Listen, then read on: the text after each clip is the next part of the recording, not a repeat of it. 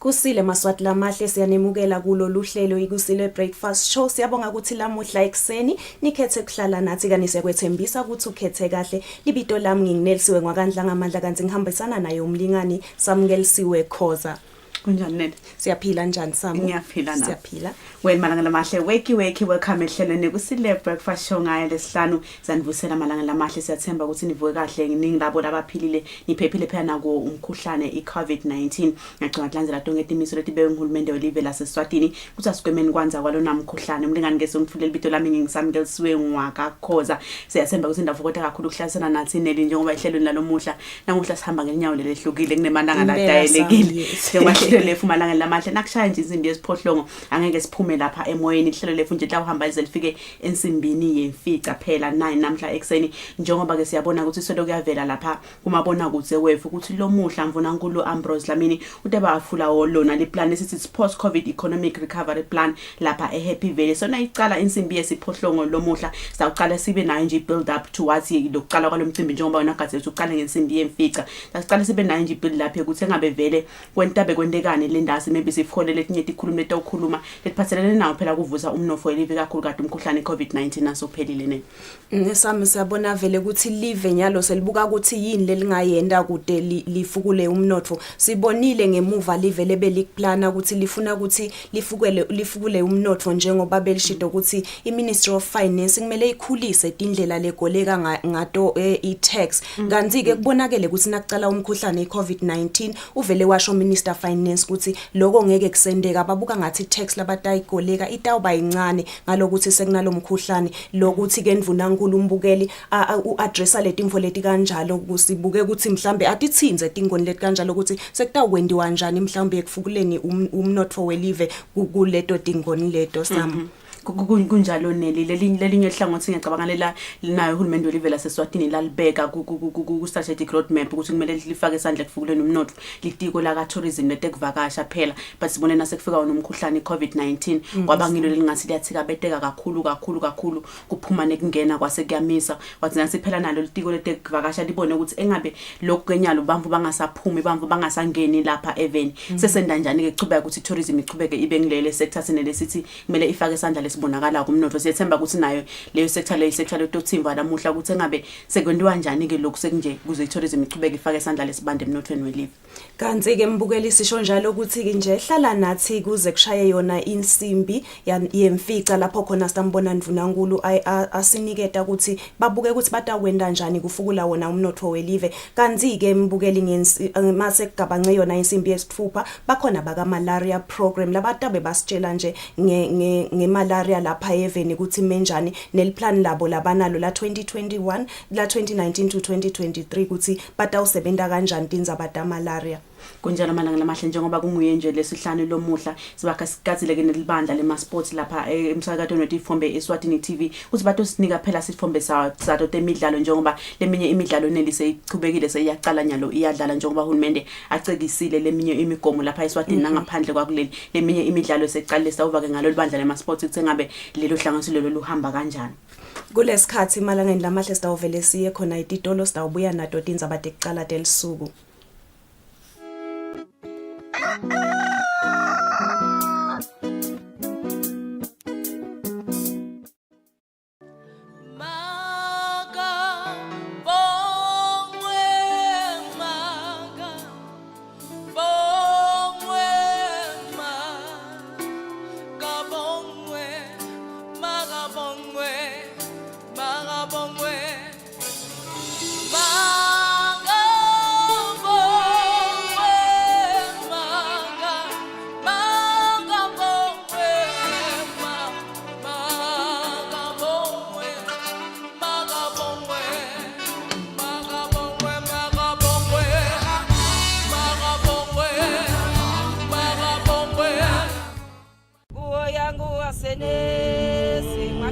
Sinvusele Maswati lamahle kanye nabo bonke bazalwane eveni laseSwatini igama lami ngingayandazwane Health Promotions Officer walohlelo lolushasha lolubitwa ngekuthi yi-Faith and Community Initiative kafishane FCI njengoba sisho soke sikhuluma ngokusebenzisana nebandla bafundisi ngisho njalo namabandla anebantu akhiwa abantu lebafikayo lebangela lamaswati lesikhuluma ngayo and kuyindlela nje kuba ngiyona leyo platform lenye lekubonakala ukuthi singayisebenzisa kwabonakala even then singayisebenzisa ukuthi sikhone ukuthi sifike kubo bonke abantu ikakhulu lubuke ukuthi bantu basitakale kwekuqala enzabeni yokuthi kwanze umsebenzi wokuvikela igciwane le-HIV la kangwane but labantu bebathi disclose bona bathi sho bona sibanjani baphathekile bathantazelwe labo bantu labo nabativa bangcono bebasithatha hayi ngithiva sengiphilile mina asizange ngisho kanye ndakunika nje good example sibatshela sabayekela amaphilisi namhla ke ngibheka ukuthi ukhuthata indvodza into ukhuthata babe ukuthi asade isimo sakhe sengadi kumcoka ukuthi usade isimo sengadi kuze utokhombisa luthando lonalo emndenini wakho utokhombisa luthando lonalo nasemphakathini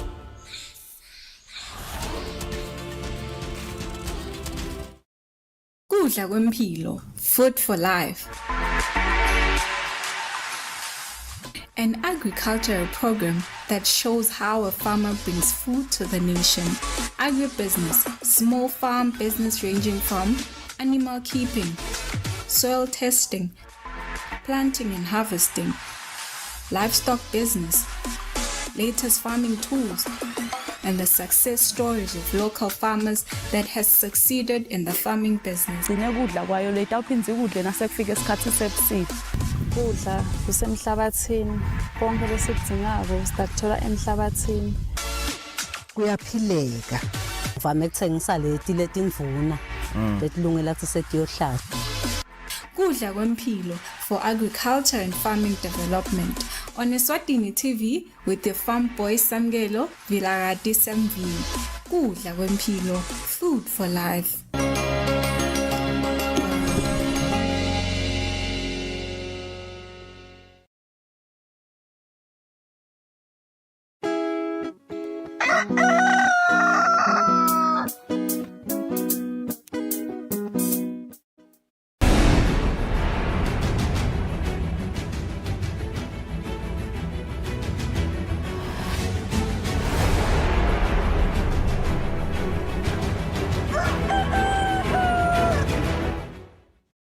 Malanga lamahlala sindvusele sinemukelethi indzabeni futhi ekucala talesuku sindlethela ngalo limi lethu lesiswati lebito lami ngingisamkelisiwe ngakakhoza kansolo sehleleni Kusile breakfast show ngaye lesihlanu lizinyane umntwana enkosi buhle betive selithumise emakhosi elive kanye nenkosikazi ngekuba ngamahlahlandlela ekunakekeleni labo labeswele lapha eveni lizinyane belikade likhuluma emfanyana hall kaManzini ngesikhathi sinikelela emadladla nenhlangano yabantwana ngekudla lokutawuzuza abantwana bendlunkulu.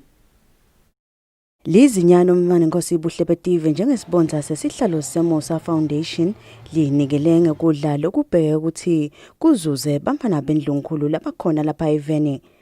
Lizinyane belikade likanye nelizinyane umntwana enkosi sibahle kanye nelizinyane umntwana enkosi nikudumo. Lenhlangano yasungulelwa kunakekela abantwana labeswele kanye nalabo lababanakekelako. Selethula inkulumo yalo lizinyane libonga kakhulu emakhosi kanye nenkosikati ngekulikhuthata ukuthi likhona ekusita labanye bamfana labeswele. Lizinyane likhuthate nesive sonkhana ukuthi nakuleti khathi letimatima lapho khona umhlaba ubhekene neCovid-19 singakhohlwa kodwa kusita labo labeswele. Siyabonga kakhulu kuhlangelana nani kulomsebenzi lomuhle kangaka walabantwana belive laseSwatini. Ngiyabonga kakhulu kumelela labantwana ngoba kungibona labatositakala namuhla ngalokudla.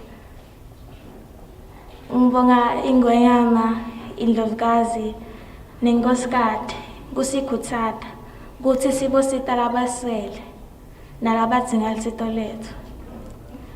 Ingcikitsi yethu sihlalo seMosa Foundation kuthi masibona sidzingo eveni sitona konke lesinako kuthi sifezeke phecelezi see a need fulfill a need. Ngicela ukubonga nina bekunene kusikhulisela labantwana nabanaka natihlupha ngabo nabaphekela.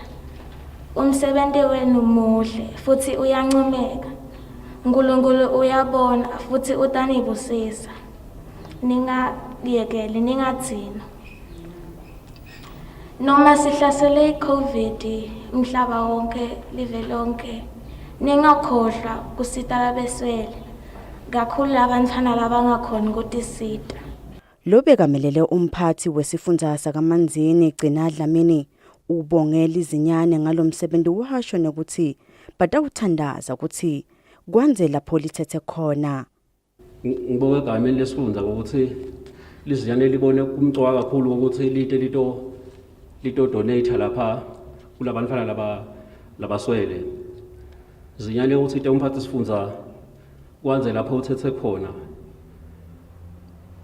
Kudeke lo ngatike ukuthi nyalo njena kuleti khathi leti bekune COVID emva kwalo before that bekune mbulalave inqumbi yebantwana bathi Nsanzani vele lo sito litawudzenga kakhulu siyachubeka siyafake namanje ke ngayo le COVID. Lokudla kubheke ukuthi kuzuze bamfana labangemakhulu lamabili nama-50 labangephansi kwemadlala ebamfana bendlunkulu lamane kanye nenhlangano yinye lenakekela bantfwana. Edintsabeni kubika Pholile Maziya kaManzini. Umhlonishwa Ndvunankhulu Ambrose Dlamini uthi uma eMaswati angabambana live laseSwatini ngasincoba sifo samalalevelva futhi nelive kahle Africa lingasincoba lesifo. Ndvunankhulu abekhuluma ngesikhathi aphakamisa ngalokusemthethweni luhlaka leminyaka lemithathu lecedza amalalevelva lapha eVeni. Umshikashika wokulwa nesifo samalalevelva ilivekatini le-Afrika solo uyachubeka kude lesifo sigcine sincobekile. Liveka laseSwatini lisahamba embili ekulweni nalesifo kulelivekati.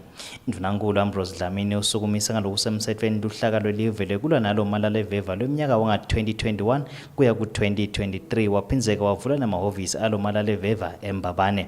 Ndvunankhulu uthi live litawuncoba lo mkhuhlane. 93% wema cases emalaria emhlabeni wonke jikelele ila Africa. Lokusho ukuthi iproblem vele yala Africa le malaria. Sibonga ke ukuthi namuhla live la kaNgwane likhombisa ukuthi selihambe umgamo lomkhulu kakhulu kuncoba lesifo bekunene njengoba nje sinamhla sibona nalu luhlaka lolethulwa esiveni. Sekuthi kule minyaka lemithathu kusukela eminyakeni lotako kuze kuyofika ku-2023 kuthi live la kaNgwane litabe lilwa njani ngimaphi emasu lesinawo ekuncoba lesifo samalalevelva eVeni laseSwatini. Lokwende ukuthi live la kaNgwane libese libekwa liba lelinye emaveni lasetulu ekuthenini asakhonile kusincoba lesifo noma sisengapheli nya. Lobukete inhlelo kumalalevelva Quentin Dlamini uchaze kabanti ukuthi live selisebente kangakanani ekulweni nalesifo. Losabambele inhlangano yetempilo yakamhlaba kuleli Dr. Brian Chilombo ukhulume asebenzise ubuchwepheshe kanti ke uhalalise live ngemitamo lebonakalako elweni nalesifo. All three are important and need to be done. I would therefore like to urge us all, as we continue the fight against COVID-19, that we ensure that we stay focused on the national goal to eliminate malaria in Eswatini by 2023. Kulolu hlaka lwelive leliphokophele ekutheni ngeminyaka wa-2023 kube sekude amalalevelva eSwatini. Kanti ke isiqubulo salokulwa nalo sifo sithi kucala ngawe kucala ngami. Sikhwama se-Provident Fund ke sethule imali engu-100,000 amalangeni lethulwe kuNdvunankhulu ngusihlalo Mashumi Shongwe. Edintsabeni ngengiyani Msibi namuze Mkhonda eMbabane. I-Women Ministry kanye nelibandla leNazarene senikelele inhlangano i-Hospice at Home ngelusito lokudla kanye netinto tekuhlobisa indlu. Lesetfulo semongolo ngubusi indlela lobekamele inkosikazi Make Nkangaza emahhovisini alenhlangano kuMathapha.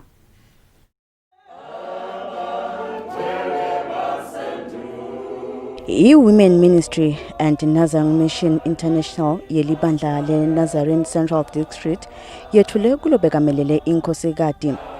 I-Hospice at Home lesibonza sayo kuyinkhosikati Make Ngangaza yasungulelwa kunakekela abamfula abagulako ikakhulukazi labo betifo letingelapheki letifana nabomdlavuza.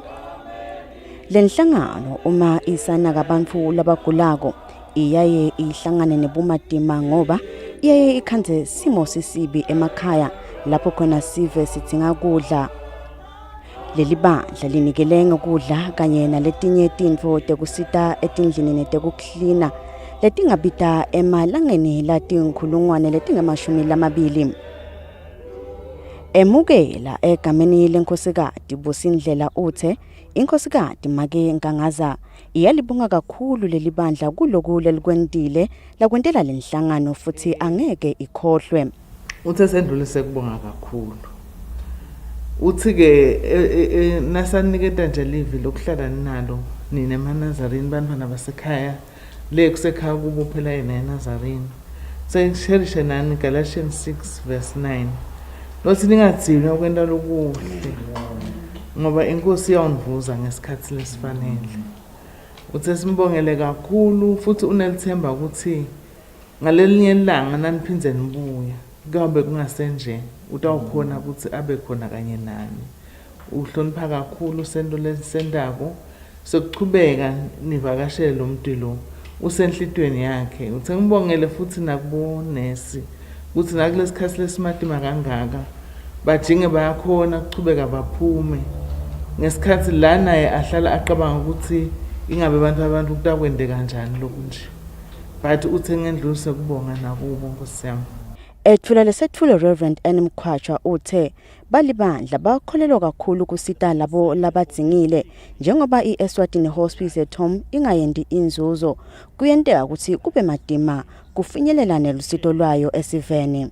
As the church, we appreciate the significant role played by Eswatini Hospice at Home in the provision of comforting, reassuring and pain-relieving care beyond cure to the host of Eswatini faced with countless challenges associated with the life-threatening ailments.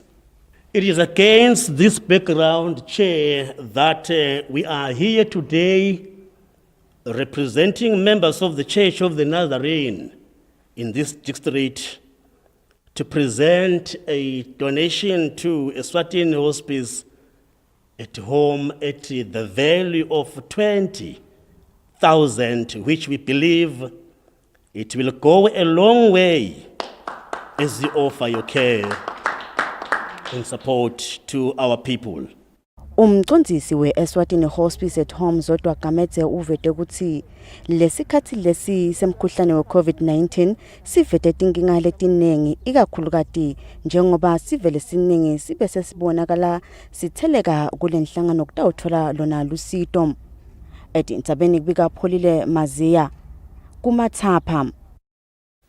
Litiko letemfundo nekucecesha liyachubeka nekuhlangana bothishela nhloko betikole temabanga laphansi lapho lichubeka nemalungiselelo ekuvula kwebantfwana belibanga la grade 7. Indvuna yetemfundo Lady Howard Mabuza Itolo behlangana bothishela betikole temabanga laphansi esifundzeni saseshiselweni. Kuphetfuka kwemkhuhlane i-COVID-19 kutitsikabetile tinhlelo letetayelekile temfundvo njengoba tikolwa taphoceleleka ukuthi tivalwe kutelo mkhuhlane ungenokwanza. Ikhuluma emhlanganweni nabothishela nhloko betikolwa temabanga laphansi. Indvuna yelitiko letemfundvo umhlonishwa Lady Howard Mabuza ithi litiko likubone kumcokwa kutsi emalungiselelo ekuvulwa kwetikolwa temabanga laphansi bawakhulumise kanye nabothishela nhloko. Bo principal base ma primary schools bahlangene la namuhla nge-consultation meeting batokhona kusho ukuthi bona ngekubuka kwabo uma sesifuna kufaka lo standard 5 kufuna sende maphi ema preparations fine sinawo but sifuna kubathatha on board sihambe nawo wonke umuntu ukuchubeka kuya embili so nabo batokusho ema concerns abo tinto lebafisa ukuthi sitende ezikwentiwa lama preparations nemibuto yabo lebafuna kuyibuta lebafuna kuba satisfied ngako ukuthi sithi siyovula nje kutawuhamba kanjani batawukwenda namuhla so that eventually sonke sisencoleni yinye sithi siyavula tikolo.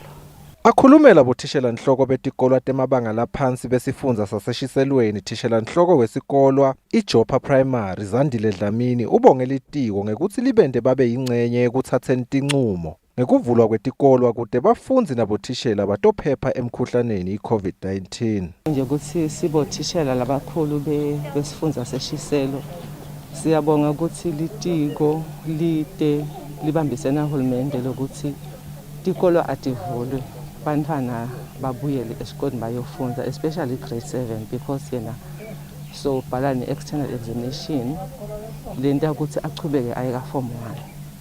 So siyabonga kakhulu ngoba bantwana bakhathatekile iqiniso lelo nebatali bakhathatekile nathi sibothishela sikhathatekile kakhulu ukuthi bantwana sifuna kubabona bachubeka baya phambili njengekuthi bangumlibalo ya phambili vele.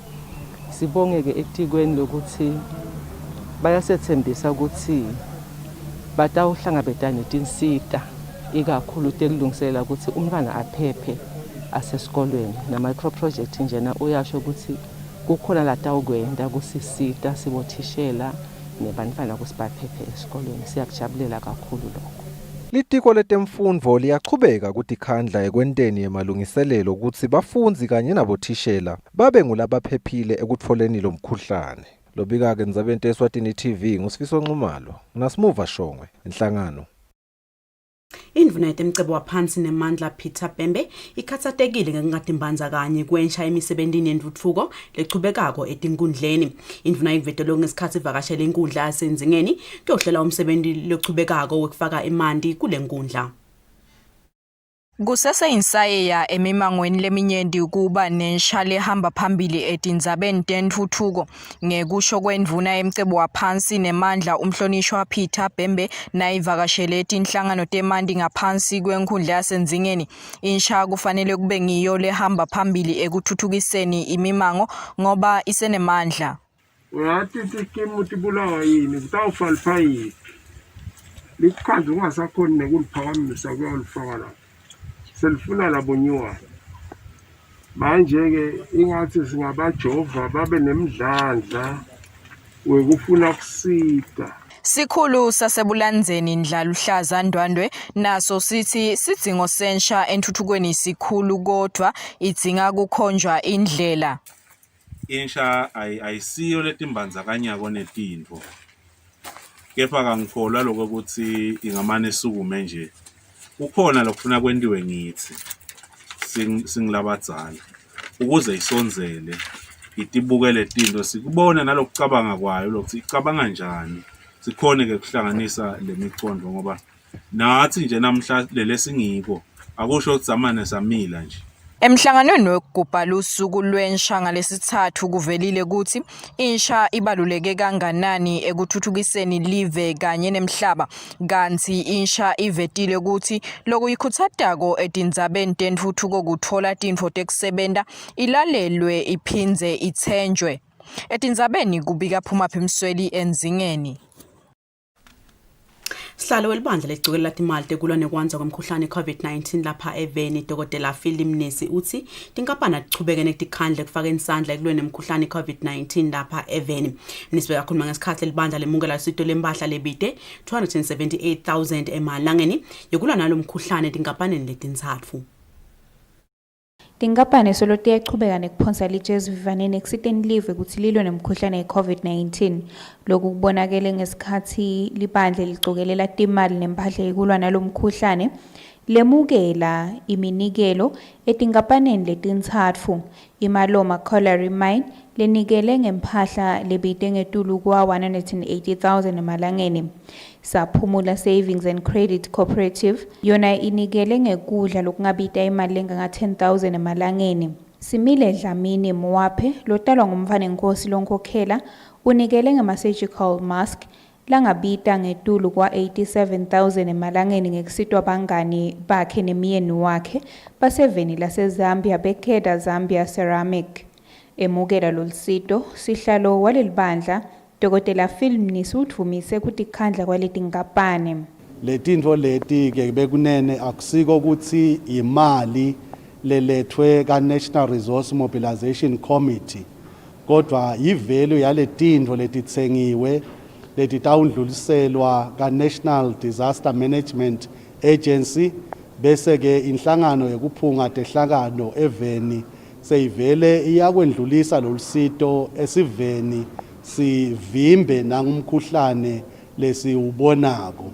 Siyacela National Resource Mobilization Committee kutsi live imimango tinhlangano netinkampani sichubeke vele sisekelane siphose litshe esivivaneni kulwa nalomkhuhlane. Smile Dlamini Moape nakakhulumela letinkampani letinikele utsite kukhula kwetinombolo tebantfu labatfolakala nalomkhuhlane lapha eveni tiyenyuka lokwente kutsi nabo batikhandle ngekunikela temphahla. We hope this will help in a small way to protect our people from this fatal virus. Our hope would be to see some of these masks being distributed to school children so they can resume their respective curricula. Further, we wish to encourage other citizens, more especially the youth, to continue contributing to this cause, because we too have a role to play. Umphathi welibandla leliphunga tehlakalo kuleli Russell Dlamini usite lolusito lolifaka ekhatsi imibhedze yesibhedlela seStegi Referral Hospital lutawetfulwa itiko letemphilo. Etindzabeni kubika Sonto Mlangeni ngina Fabrice Musonera ezulwini.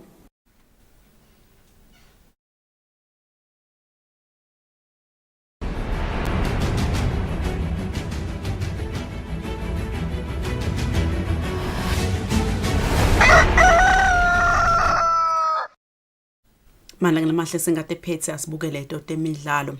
Mengamelo enhlangano emidlalo wemabhayisikili kuleli sihlangu nhlabathi uthi enhlangano ibhekene nesayeka solakala kwetimali ngezafu sekubhedwa komkhuhlane iCovid-19 lobavimbela ukuthi bangabi nemincintiswane leminyenti. Nhlabathi uthi lo nyaka batawuba nemijako munye nje kuphela wemabhayisikili ungakapheli lo mnyaka lokubheka ukuthi ubanjelwe enzaweni yaseStegi. Inhlangano yemidlalo yamabhayisikili yaba ingcenye yemidlalo leyanikwa imvume ukuthi ingachubeka nemidlalo yayo ngoba idebongoti bekwandisa umkhuhlane we-COVID-19. Ngekusho kwamengameli lenhlangano sihlangu nhlabathi lenhlangano beyifisile ukuthi ingaba nemijako leminingi ungakapheli lo mnyaka kodwa ngesizathu setimali lenhlangano itawulungiselela umjako munye ungakapheli lo mnyaka. Ngingabekisa nje ukuthi uma umjako wamabhayisikili ufuna kulungisela nje ube kahle ufuna imali lenganga 150,000 lelungile nje ukuthi ingawenda leyo msebenzi. Leyo kuyimali ngeke vele uzuyibuthe pass. Ngeke mhlambe yayo nalo federation ibe nayo. Kusho ukuthi vele kwidindleko letisetulu. Kuningi lokudzengekako uma ulungisa umjako njengoba kufuneka abo timing, kufuneka abo marshalling, kufuna abo water point, kufuneka ini besinenhlanhla ke mhlambe itolo bokhona kwenkampanini yothi sendeleni leyo water points, badaleni leyo le timing. Lesikhathi sanyalo kulukhuni ukuthi ungathola umuntu lo ngakhona ukwendela lokho. Yes, kwanyalo umfo angathembisa ukuthi sisebukile ukuthi irace lesinesiqiniseko ukuthi itawuba khona irace yaseStegi lesitawuzama ukuthi simo naso sichubeka siba ngcono noma sichubeka siba njenganyalo sidawona indlela ukuthi ingabe singayenda njani ukuthi ichubeke ibe khona. Nhlabathi uthi badlali bamabhayisikili labahlukahlukene abachubeke njalo batilungiselele noma kude imijako kwanyalo kude kuthi lizinga labo kulomdlalo lingehli. Etindzabeni temidlalo ngingugiyane emsibeni na Fabrice Musonera eMbabane. Manje namahle lesikhathi samanje sabuka simo selitulu salapha eveni nemadolobha lakhethiwe ngaphandle kwakuleli.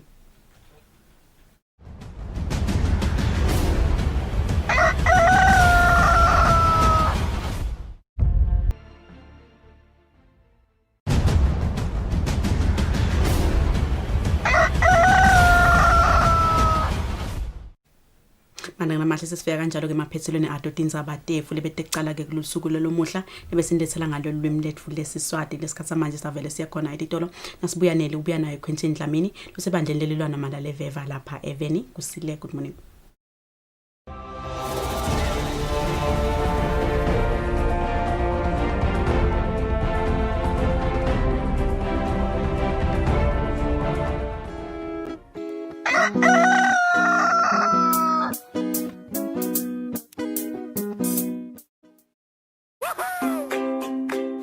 TV license quickly and easily with MTN Momo.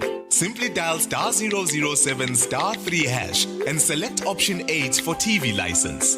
Enter your national ID number as your reference and the amount you wish to pay. Then enter your PIN to confirm your payment.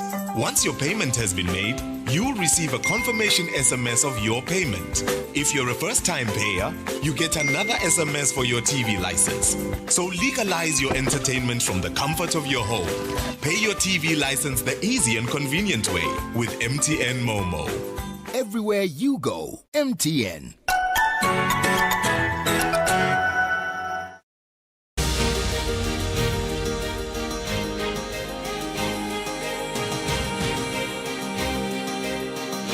The change in technology, out-of-home digital media is designed to grab the attention of people who are always on the go. You can now watch your favorite show, Kusile Breakfast Show, and Dinzaba at 7 on your favorite YouTube channel. It's simple. You can stream these shows by following these quick, easy steps. Number 1, open YouTube. Number 2, search for Eswatini TV and click on Eswatini TV. Number 3, after you had entered on Eswatini TV, look for Dinzaba or KPS. And while you at it, don't forget to like, subscribe, and ring the bell button to get notifications of our video uploads and streams. And lastly, enjoy the stream. Stay home and watch Eswatini TV. Stay safe.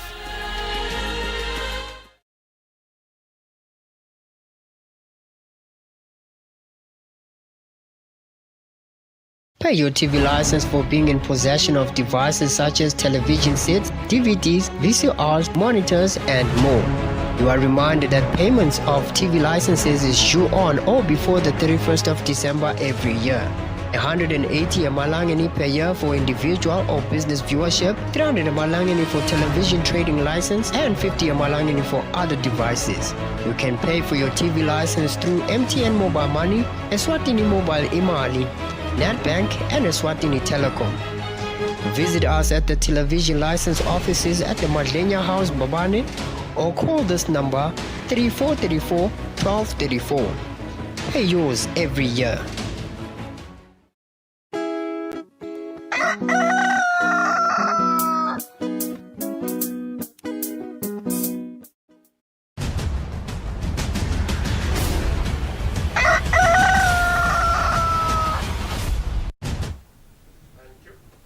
Siphinze sinemukele maswati lamahle kulolu hlelo ikusile breakfast show kanti ke sesivele sinaye Quentin Dlamini lobuya ibandleni lelilwa namalale veva lotawusitshela kabanti ngelihlaka lekulwa namalale veva kusukela kumnyaka wa 2021 kuya kumnyaka wa 2023 sikwemukele inkosi ehlelweni asivusele emsakati sivusele nesivi.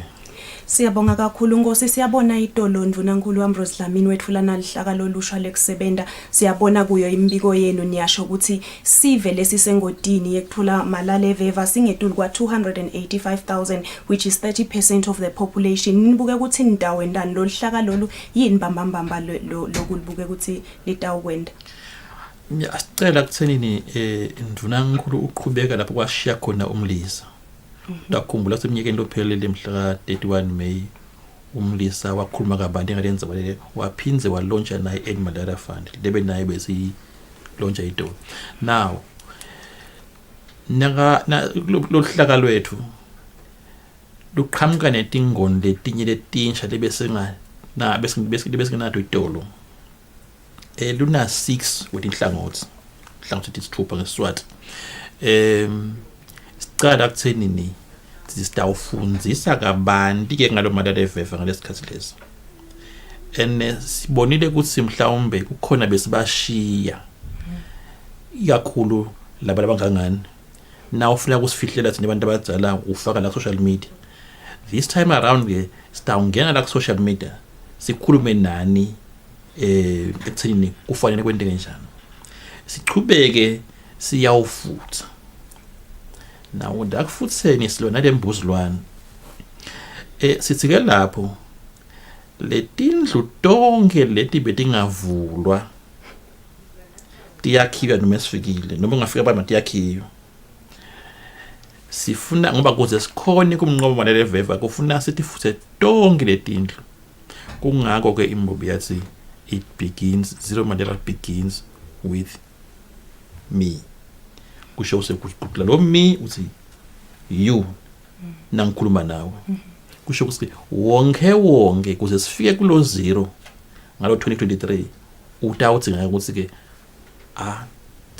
hlala inzima lethide kuthini kuvulwe tindlu sifuthe lokunye ke kuneluhlangothi oluthi besingalutholi lwebantu nawo buka nje ama cases ethu ihalf yawo lawo bantu labo kukhona imikhiba labayendako sithi ke nyalo lohlangothi lolo sisidaba nalenye indlela ekuthola bona kuthini nabo bavikeleke anginayo isho lendlela leyo ngoba batawufuna konke but nje liteko lempilo wonke umuntu liyamuvikela whether wenda in as long as ulake veni wonke umuntu ufanele avikeleke defend kuze sifike ku0 nabo labo sitawufika nakuko sitawuphinzeke sifakele lunye ihlangothi lapho sitawuhambe khona sijova lamandi lapho kudela khona imbuzulwane lokho sikwenda ebusika lokho sendela ukuthi ehlobo nasiqala ehlobo kushisa nje bese ke khazi mhlambe le nombolo yetimbuzulwane iba incane nganqoba sethi bulele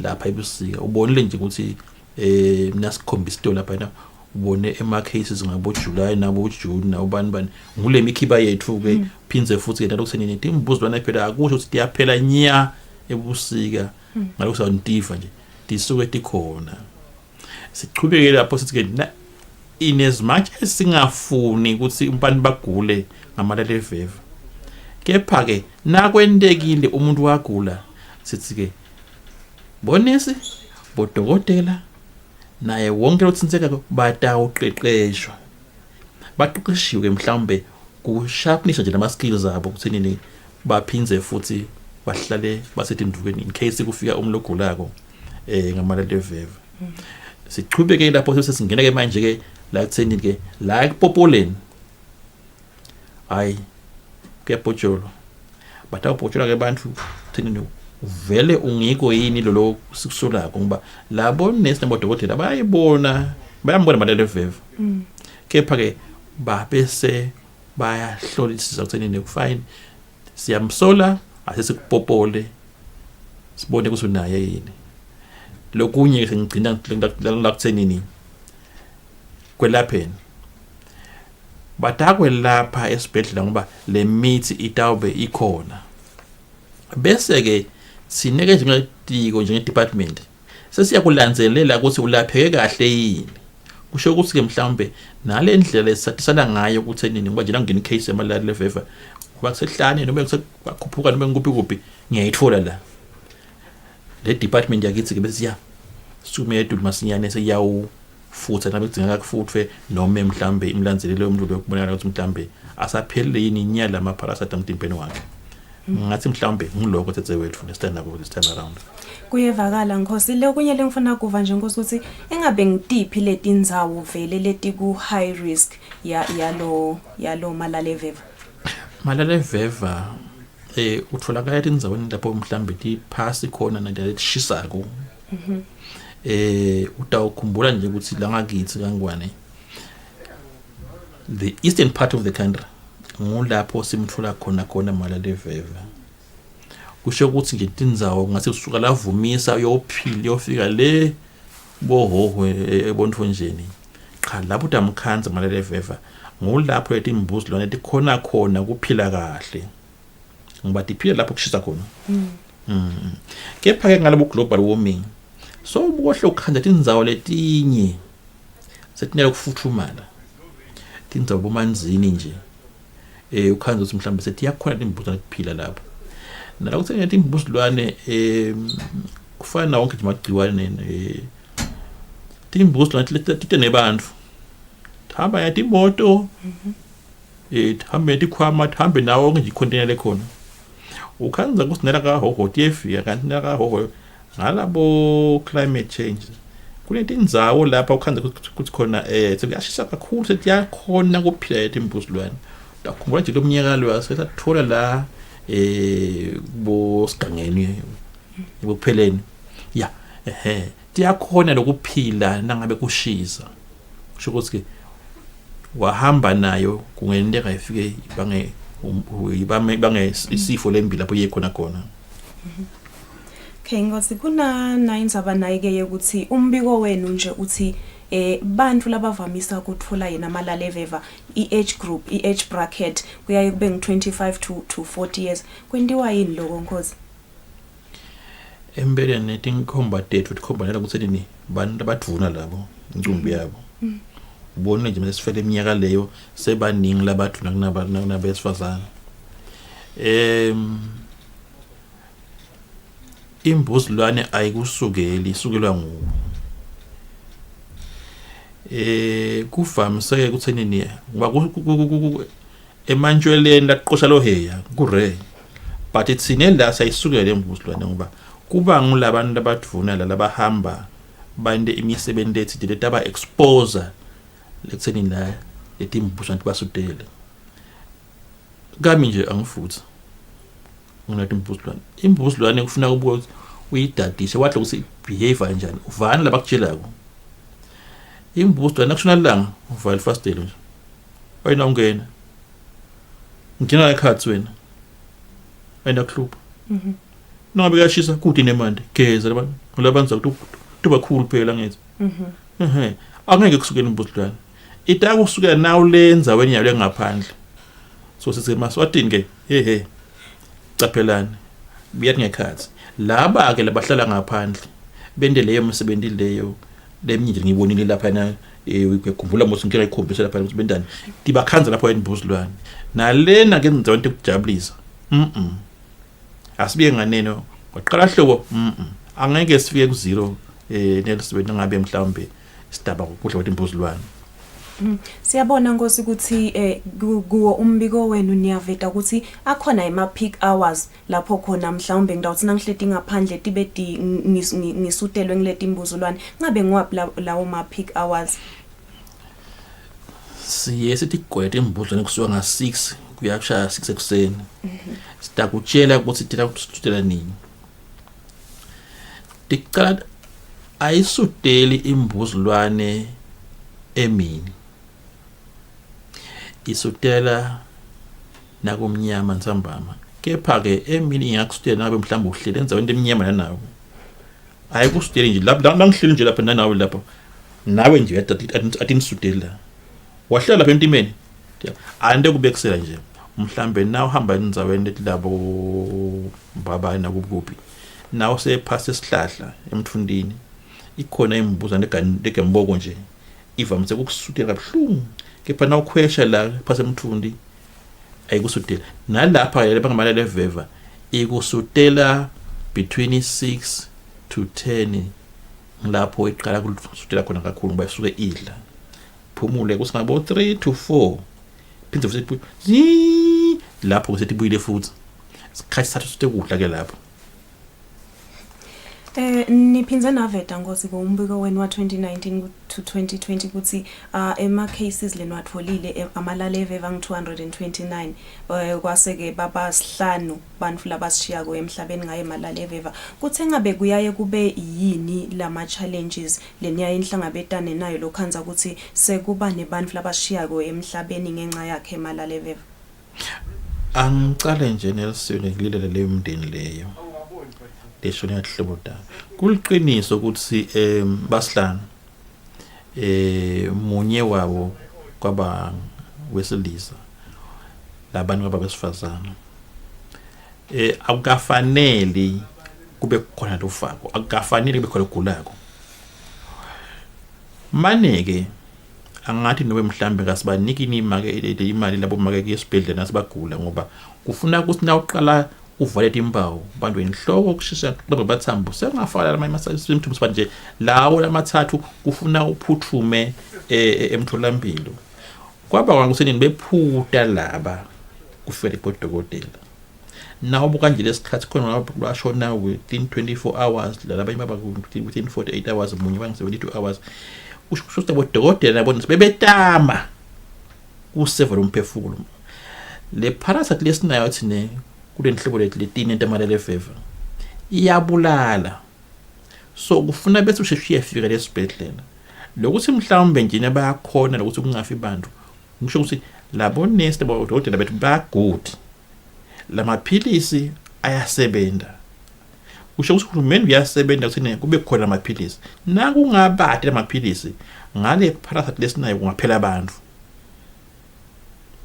kusho kulaba kwaba uphuthe nje esibhedlela ngandlela tsite ngoba kude imilingo labangayenda bodokotela nangabe mhlambe sekuthi ngithola ngelebhala wena Ngozi ngicala ngivani nje nangabe mhlawumbe sengihlaselwa sifo samalala eveva yini nje le timpawu lengicala ngidive ngoba sibona ukuthi nakhona khona bo incubation period yini nje lengiyaye ngive sesifile mabhongane nelisiwe basiphathele office netimbusto netinye nemndende mithe nje naye kusutele namuhla awuna ugula kusasa nakwendike bagula kutabe ku psychological kule parasite lesinayo le plasmodium falciparum kusa 10 to 14 days dasiyakhomba ke leti mpawu shothi mhlambe 10 to 40 days kusuka lelanga yakusutela ngalo leti mpawu ke letakhombisa kutaba kubandwa enhloko kushisa kuqambelwe mathambo ngalesinye isikhathi ke mhlambe ube neba sino nje dizziness labanye kuqhumke nje sisu vethu ngathi suyasheka nekusheka wathi akwende njani uphelelwe ngemandla nawe phutile ke ungagcina sawuhema nekuhema kuswedelwane ngani cha ngimala leveva kuhlande nekuhlanda uma ngale usikwinde njani qanga le nausea ngine sokuhlanda ubazwa so kusuke kumala leveva kungako nje na ukhumbula kahle itolo induna ishito yathi timpawu tamala leveva na khone corona tipositive fanana mana fanana kodwa kukhona lapho chesana khona wena ke na usola icorona hambe mtholampilo noma ngale ndlela abapite ngayo batawu bese bakuhlola mala leveva nangaba bakugeje ngala kungendeka bese bakuhlola ngala ngoba unale fever of unknown origin. Ngitivikela njani Nkosi mina ukuthi ngingamtholi malala eveva? Ngicela ungichazele ngazi imbuzo nekumelula nje kuyibalekela. Asizigenda endlini sivale amafastela. Asivume ukuthi basifuthele lo muthi ukahle ngandvo yenye emakhaya lokuthi kufa phela kufe imbuzulwane. Angiboni nje mina ukuthi umtawalelani ukuthi bamfuthele kadzeni besifutha ngamhlophe womngquthu atibonza lona ungqolisa uyakusident kakhulu tsani ke naso kuphathekile yani emtholampilo Nkosi yami lalela taqwayiso lofundiswa dona betempilo badakutshela ukuthi emandi ngoba imbuzulwane ayiwafune emandi ensipho lele bangasimalela eveva ifune emandi ahlobile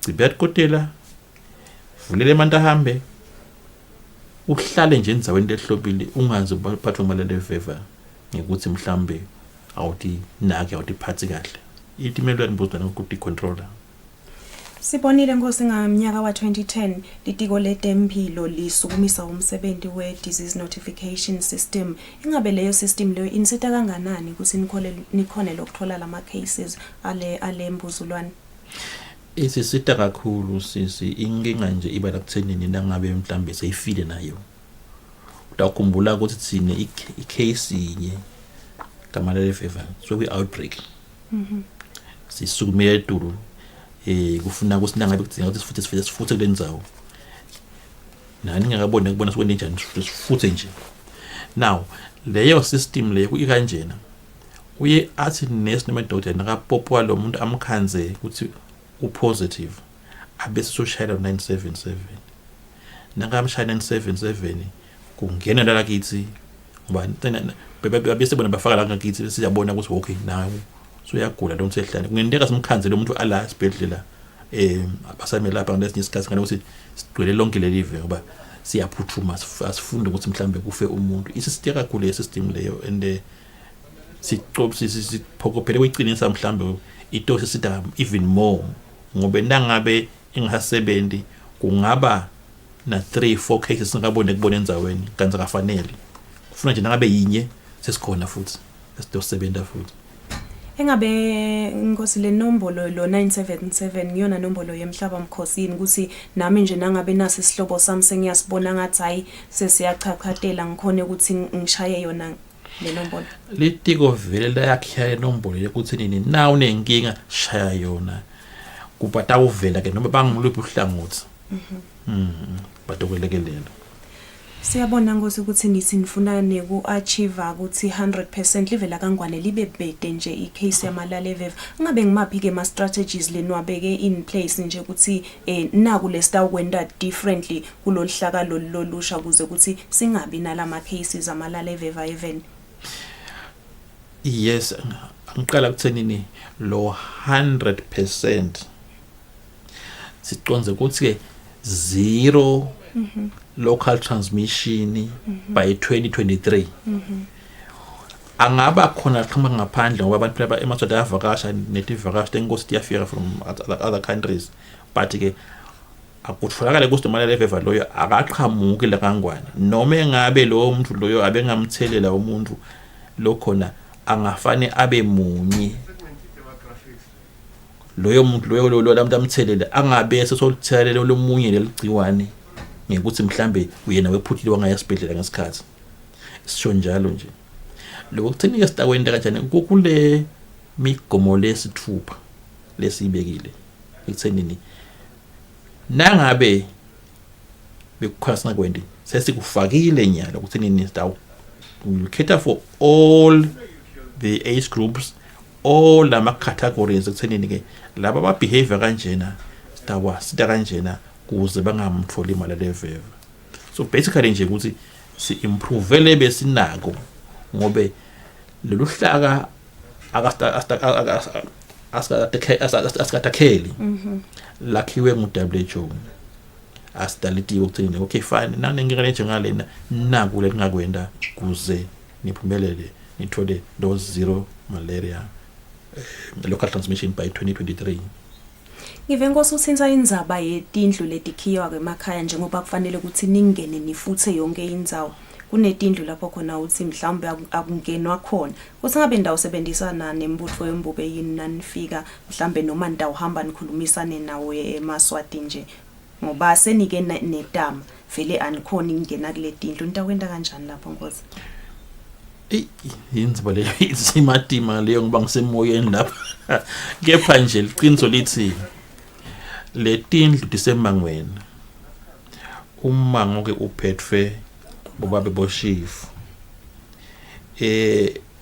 kulolu hlaka sitawuqinisa lolu hlangothi lekusebenzisana nalo mango ekuthenini lo mango kube ngulo utawuhamba embili ukuthi lapha nangabe kunendlu lekhiwe buyani lakithi sitayivula sine niyifuthe indvuna ke yasho ukuthi nini anithinthi lutho la ngakhasi nikukhanzile noma ngabe nibonene nithi hlula nje nithi futhi nje niphume nihambe kuze kubete imali leveva.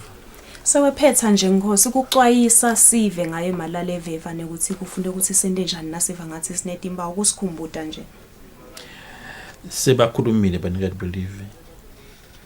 Khulumile hulumende kwethu kwenda labasitshele kona angeke ke thina sitiko noma mhlambe department isikhone kuyincoba lembi ngaphandle kwethenini nawe nabani adlale inzima letsidi. Zero malaria begins with me, it begins with you. Sibonge kakhulu Nkosi kanti ke Maswati lamahle sibeka lapho ke indzaba yakhe emalala eveva kusho ukuthi ke nyalo sesitawu yakhona etitolo nasibuya sitawubuya netindzaba tesibili lisuku.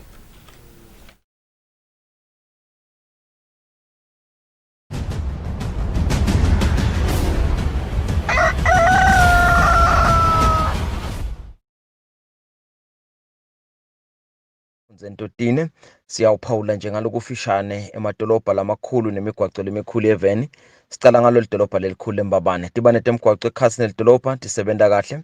Sitaladi sethu lesingumdada street sisuka lapha eFoursquare senyuke seshone khona esakhiweni samadlenya building lapho solo uyakhiwa leyo pavement. Siyakuthata ke ukuthi kubashayeli abacaphelela abahamba ngetinyawo njengoba basebenzisa ingcenye yemgwaqo. Kanti na uphuma edolobheni leMbabane uthatha umgwaqo longithela wayeka ubheka khona lapha ehekeni laseNgwenya lapha na uyofika enkoyoyo uthatha yona i-first of ramp leyakubhekisa khona kubombolonjeni. Ikhona ke iloli lapho lefele eceleni kwemgwaqo tibekiwe ke nako timpawu temgwaqo njengoba iyawuthikameta kancane kuhamba kwato timotolo.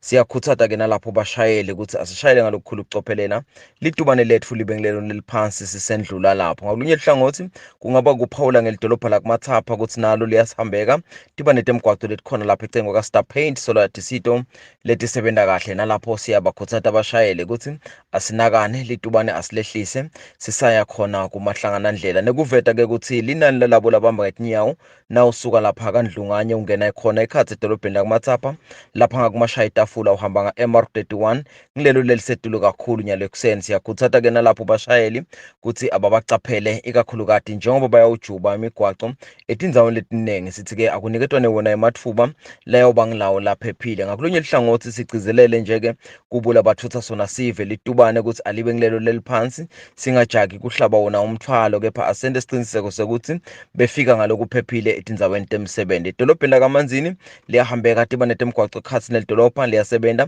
nelinani letimotolo nawungena khona kaManzini lisesengilelo leliphansi wanyalo ekuseni. Siyakhuthata ke ukuthi ke njengoba sathi ukuthi lo mgwaqo loyo usesandleni salabo labakhako asijinge sibahloniphe basasebenta wona emgwaqweni. Kanjalo nalapha eLuve nawusuka uthatha D10 ubheka khona bomcengeni solo bayasebenta labo labafaka yona iprobase. Siyakhumbuta ke kubashayeli nalapho ukuthi kushayela kwethu akube ngiloko kuyawukhombisa ukuthi lo mgwaqo lona uhamba emkhathini wemiti kunesiveke lesiningi lesiphithitelako lapho asithokotele intuthuko leyawuqhamuka ibe bede tingoti. Kanjalo ke nalapha nawusuka emhlaba ubovu ubheka khona edolobheni laseBhunya lapha endzaweni lekuthiwa kusephila ngisiphile nalapho solo ikhona i-road failure lesingathi ngumgodi lovumbuka khona ekhathi emgwaqweni.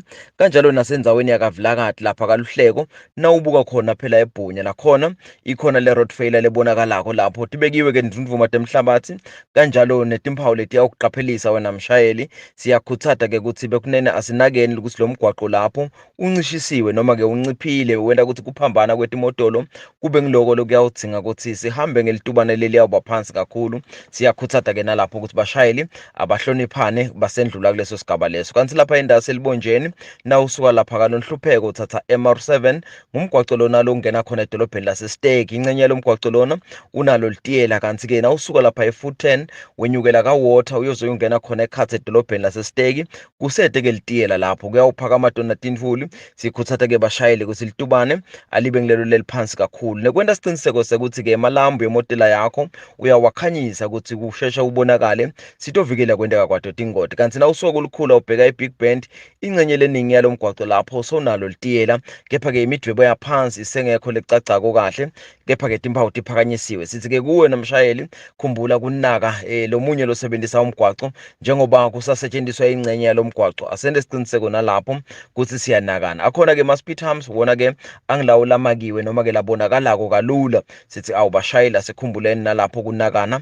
ngekushayela ngalokukhulu ukucophelela. Ngiyawuphetha ngendzaba yokukhumbuta umnekati wemfuyo ukuthi bekunene siyanxusa ukuthi imfuyo iyabonakala kulamalanga inemthelela lomkhulu etingotini. Sithi ke imfuyo yakho ngaso sonke isikhathi ayihlale isemehlweni akho ihlale igcogcekile ingajangazi nje emgwaqweni ngoba ngekwenda njalo iyawubanga tona phela tingoti sive semaswati singaphephi. Akubeke kusebenta lokuhle usachubeka nemsebenzi wakho endlini emsakato nelibandla lobambisene nalo nesive semaswati sisifisele indlela lenhle nalephephile sisabheka ngakhona emsebenzini. Sithi khumbula ngwane kuphepha kwakho kuphepha kwami kusimama kwemnotho welive. Siyabonga kakhulu.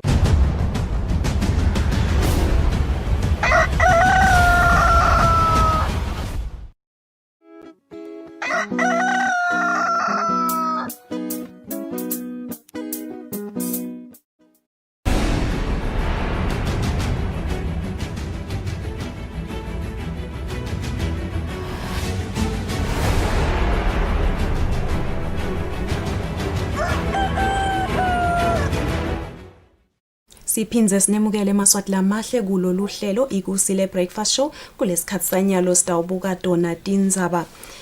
Lizinyane umfana inkosi ibuhle betive selivumise emakhosi elive kanye nenkhosikati ngekuba madladlandlela ikunakekela labo labaswele eveni. Lizinyane belikaze likhuluma emfanyana hall kaManzini ngesikhathi linikelela emadladla nenhlangano yabamfana ngekudla lokutawuzuza abamfana bendlunkulu. Lizinyane umfana inkosi ibuhle betive njengesibonza sesihlalo seMosa Foundation linikele ngekudla lokubheka ukuthi kuzuze bamfana bendlunkulu labakhona lapha eveni. Lizinyane belikade likanye nelizinyane umfana inkosi sibahle kanye nelizinyane umfana inkosi nikudumo. Lenhlangano yasungulelwa kunakekela abamfana labeswele kanye nalabo lababanakekelako.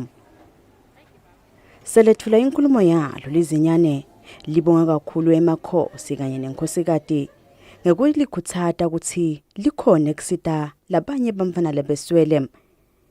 Lizinyane likhuthate nesive sonkhana ukuthi nakuleti khathi letimatima lapho khona umhlaba ubhekene neCovid-19 singakhohlwa kodwa kusita labo labeswele.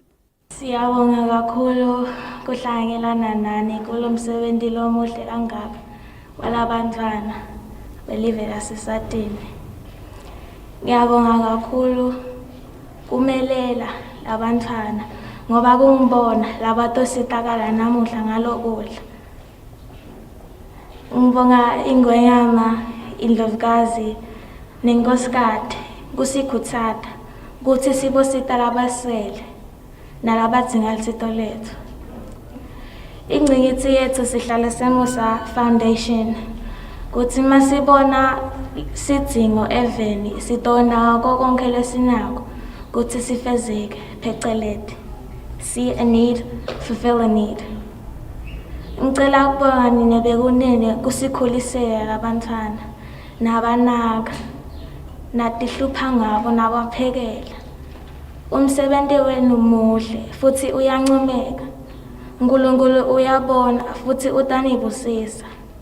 Ningayekeli ningathina. Noma sihlasele iCovid umhlaba wonke live lonke. Ningakhohlwa kusita labeswele. Kakhulu abantwana labangakhona ukutisita.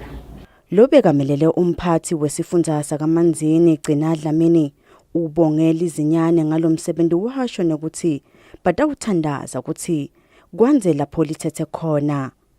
Ngibonga egameni lesifundza ukuthi lizinyane libone kumcwa kakhulu ukuthi lito donate lapha kulabantwana labaswele. Zinyane ukuthi umphathi sifundza kwanze lapho uthethe khona.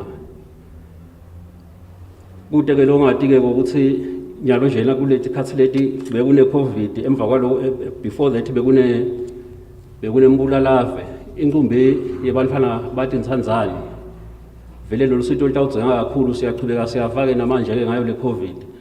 Lokudla kubheke ukuthi kuzuze bamfana labangemakhulu lamabili nama-50 labangephansi kwemadladla ebamfana bendlunkulu lamane kanye nenhlangano yinye lenakekela abantwana. Edintsabeni kubika Pholile Maziya kaManzini.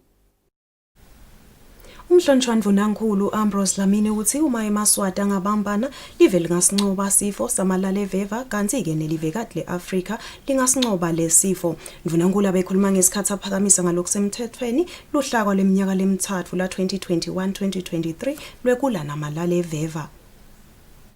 Umshikashika wokulwa nesifo samalale veva ilivekatini leAfrika solo uyachubeka kuthi lesifo sigcine sincobekile. Liveka laseSwatini lisahamba embili ekulweni nalesifo kuleli vekati. Mvunankulu Ambrose Dlamini usukumisa ngalokusemthethweni luhlaka lwelive lekulwa nalo malale veva lweminyaka wanga 2021 kuya ku2023 waphinzeka wavula namahhovisi alo malale veva eMbabane.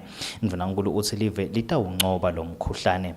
93% wema cases emalaria emhlabeni wonke jikelele ila Africa.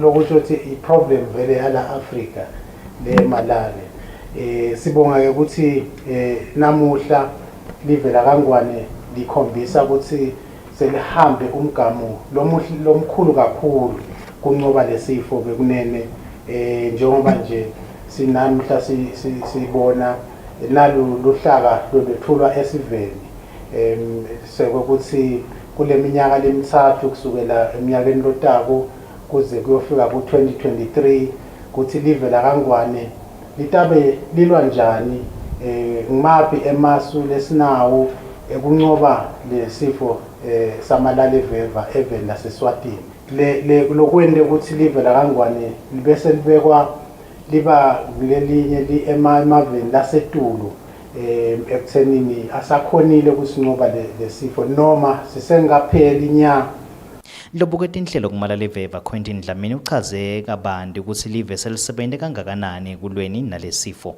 Losabambele inhlangano yetempilo yakamhlaba kuleli Dr. Brian Chilombo ukhulume asebenzisa ubuchwepheshe kanti ke uhalalise ilive ngemitamo lebonakalako elweni nalesifo. All three are important and need to be done. I would therefore like to urge us all as we continue the fight against COVID-19 that we ensure that we stay focused on the national goal to eliminate malaria in Eswatini by 2023.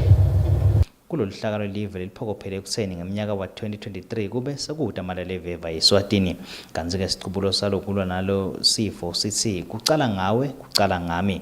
Sikhoma se-Provident Fund ke sethule imali lengu 100,000 amalangeni lethulwe kundunankulu ngosihlalo Mashumi Shongwe etindzabeni ngengiyani Msibi namuze Mkhonda eMbabane.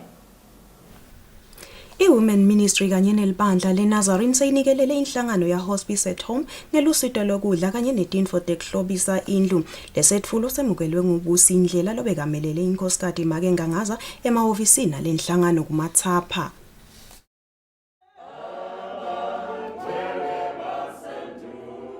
I-Women Ministry and Nazarene Mission International yelibandla le-Nazarene Central District yethule kulobekamelele inkosikazi. I-Hospice at Home lesibonza sayo kuyinkosikazi Make Ngangaza yasungulelwa kunakekela bantfu labagulako ikakhulukazi labo betifo letingelapheki letifana nabomdlavuza. Lenhlangano uma isanaka bantfu labagulako iyaye ihlangane nebumatima ngoba iyaye ikhandze simo sisibi emakhaya lapho khona sive sidzinga kudla. Leli bandla linikele ngokudla kanye naletinye tinfo tekusita etindlini netekuklina letingabita emalangeni latinkhulungwane letingamashumi. Emukela egameni lenkosikazi Busi Ndlela uthe inkosikazi Make Ngangaza iyalibonga kakhulu leli bandla kuloku lelikwendile lakwentela lenhlangano futhi angeke ikhohlwe. Uthe sendlulise kubonga kakhulu. Uthi ke nasaniketa nje livi lokuhlala nalo nina eManazarene bantwana basekhaya le kusekhaya kubo phela yena eNazarene. Sengisherishe nani Galatians 6:9. Lothi ningadzinywa ukwenta lokuhle ngoba inkosi iyawunivuza ngesikhathi lesifanele. Uthe simbongele kakhulu futhi unelithemba ukuthi ngalelinye ilanga naniphindze nibuya kabe kungasenje utawukhona ukuthi abe khona kanye nani.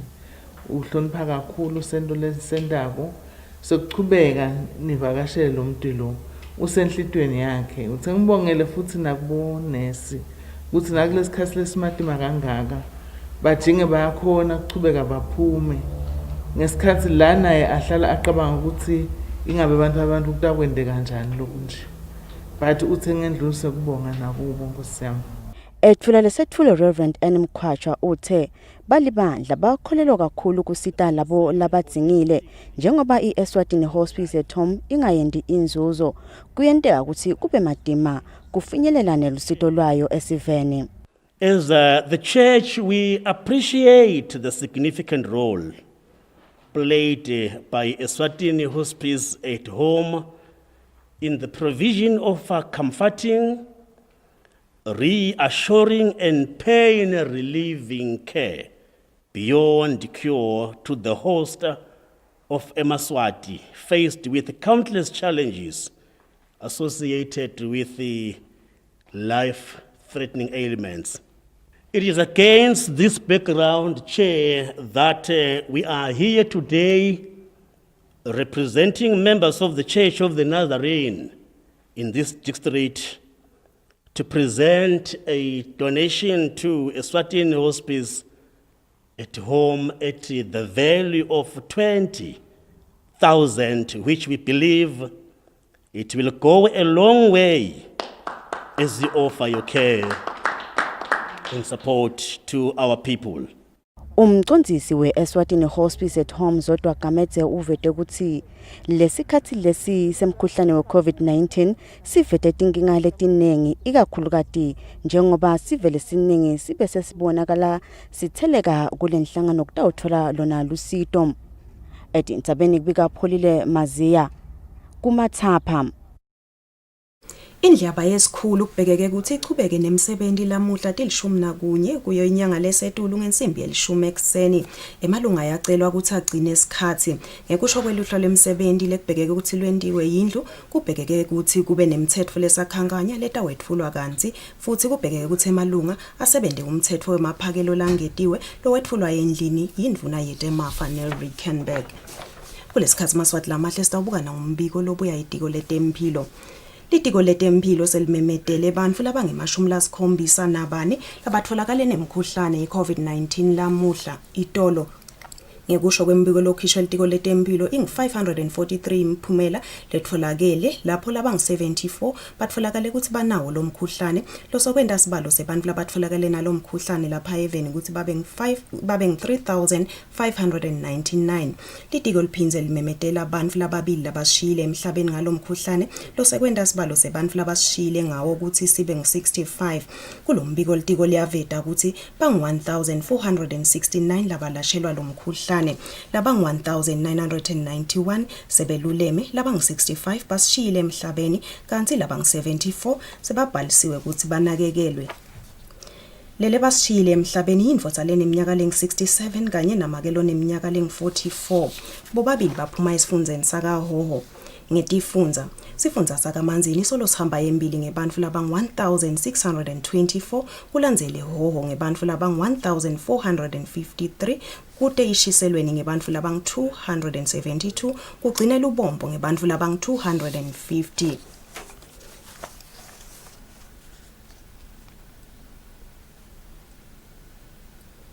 Umphathi wenhlangano yakaNature akhanya amabuza uthi nanoma live libhekene nemkhuhlane we-COVID-19 kepha-ke indzaba yeligciwane i-HIV solo yinsaye yalenkhulu kuleli.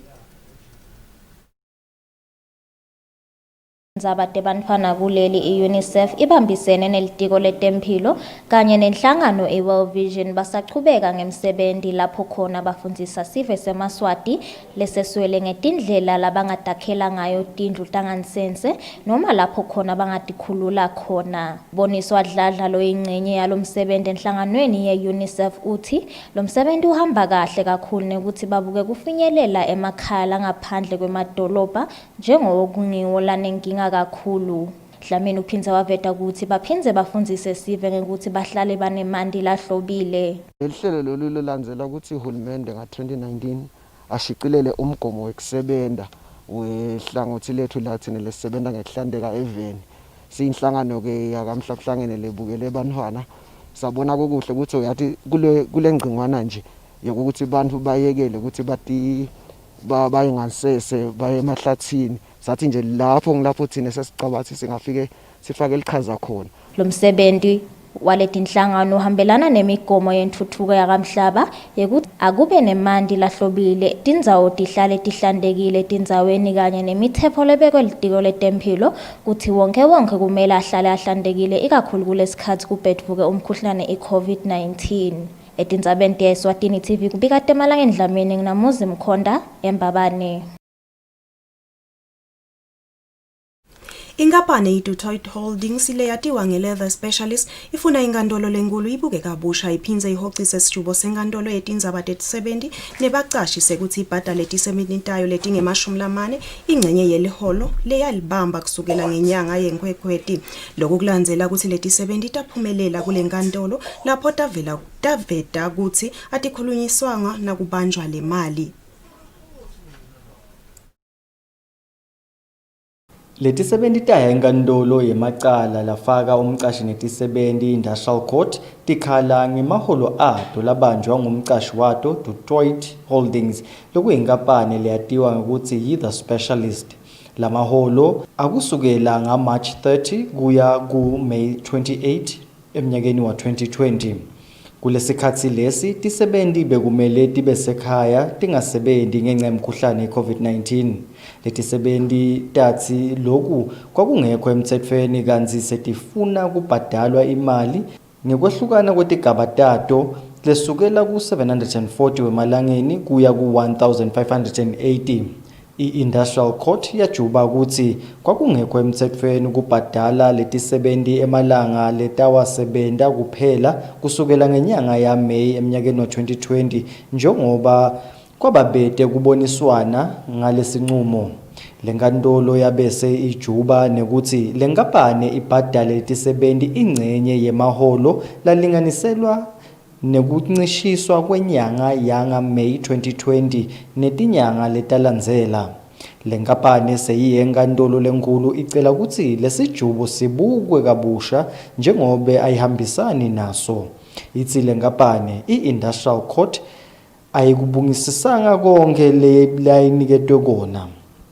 Lenkampani itsi i-Industrial Court yanaka indzaba yemaholo lehliswa ngenyanga ya April 2020 kanti loku bese kulungisiwe. Lenkampani iyavuma ukuthi ayikhulumanga naletisebenti kucala kodwa yakhuluma na komishana wetisebenti yatitshela ukuthi lokho sekwanele.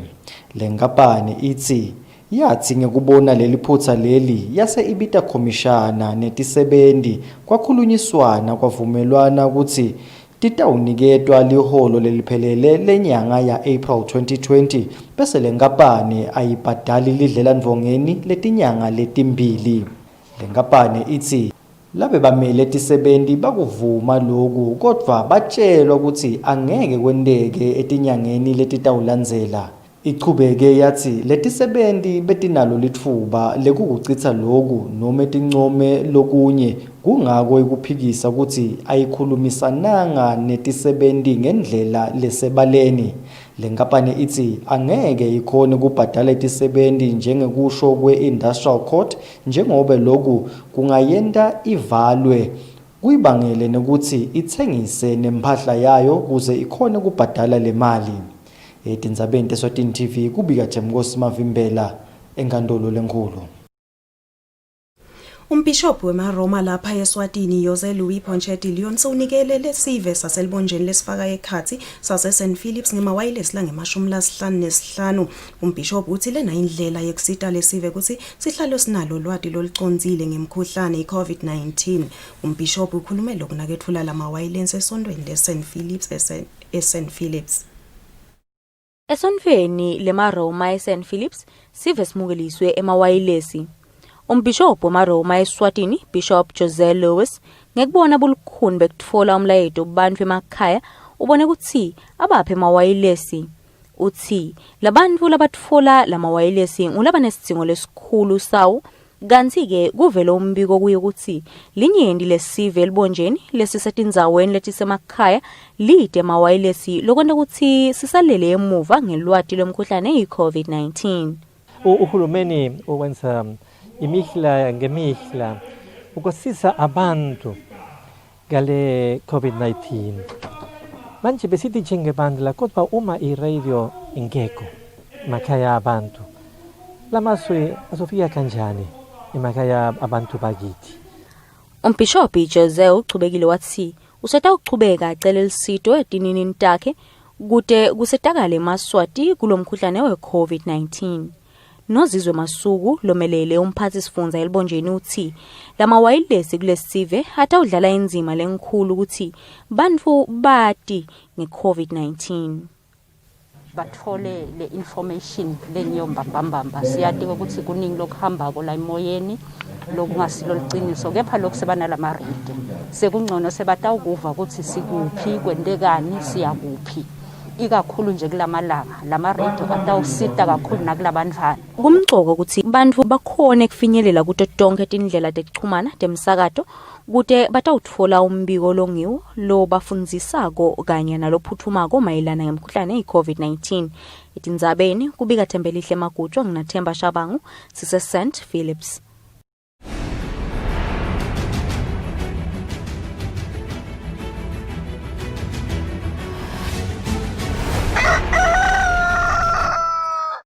Kulesikhathi sanyalo malangeni lamahle sitawubuka dona demidlalo.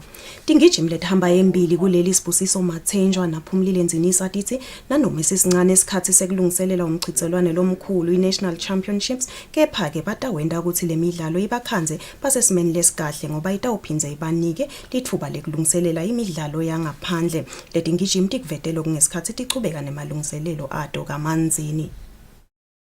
Ngenyanga ya October tingijimi takuleli tibhekeke ukuthi tingenele umchithelwane wema-National Championships lokutabeka ngumchithelwane lapho khona kutawuhlungwa tingijimi letitawuhamba tiyomela live langephandle emidlalweni yangephandle. Lana ke sisemavuso exhibition center lapho khona tingijimi lethamba embili takuleli boSibusiso Mathenjwa naye Phumlile Nzinisa batilolonga batilungiselela lemidlalo. Lokukhulu ke ukuthi ingabe lesikhathi kusukela manje kuze kufike yona inyanga yanga October sikhathi senele yini. As much as baby kune lockdown and besingakhona ukujima kahle, we don't know ukuthi kutawendekani because of the COVID-19. So ngicabanga ukuthi the athletics angabana nama competition abanawo lama build up towards lama national championship and see sibone ukuthi kwendekani because we don't know ukuthi kutabana ama event, ma national events atabakhona towards the end of this year. And by next year January we have to be at our peak so that we can try and qualify. In South Africa we maybe will be opening up for MRAC. So we have to go and see what's going on. Ngasho ke ngaleso sikhathi ukuthi yebo sona sizo sekhathi lesidze ngalokuthi nakhona lamavuso sivumeleke sekuvele sekuletha na but abenze sikhona khona amachwachwasini bese sizama lokuthi sikhole lokuthi simaintain ifitness yethu. Singahlali but nje lokuthi info le kahle ukuthi sijimele lamavuso but nyalo kusabavulile ke cha yonke into ngathi seyihamba kahle bo lesikhathi ngathi sincane na but sitawuzama lokuthi mane sende yonke into sisikhathe lula ukuthi azafike la national championships siswende. Umuntu angabakhuthata badlali nama clubs lo ukuthi abachubeke batilungiselele vele ama champs atabakhona kulomnyaka. Kuliqiniso ukuthi adaba ngesikhathi sesingakadayeleki ngoba esikhatsini lesendlile bokhanza ukuthi siba nawo earlier ngesikhathi sesitaba nawo lonyaka. Kungaba kubakhuthata ukuthi sesitawuthola lithuba lokuthi sibuyele sidlale. Kuyethembisa ukuthi kumbe ngabe makhona ama ground la ngabakhona. Lawo mathuba latawuvela ukuthi lawo ma events sidlale kuwo sibakhuthata ukuthi abantu bawa attend in their numbers and in their respective categories. Lokucelwa tingijimi takuleli ukuthi lemchithelwano ingasashinjwa lapho ibekwe khona njengoba lokho kungabaphazamisa emalungiselelweni abo laba wendako. Etindzabeni teSwatini TV kubuya Themkosi Mavimbela na Fabrice Msonera sikamanzini. Tingako maswati lamahle lebesiniphathele tona kulesikhathi kanzi nayigabanca nje insimbi yesikhombisa umlingani wami samkelisiwe Khoza uyeta nabo bakaSwazi Rally.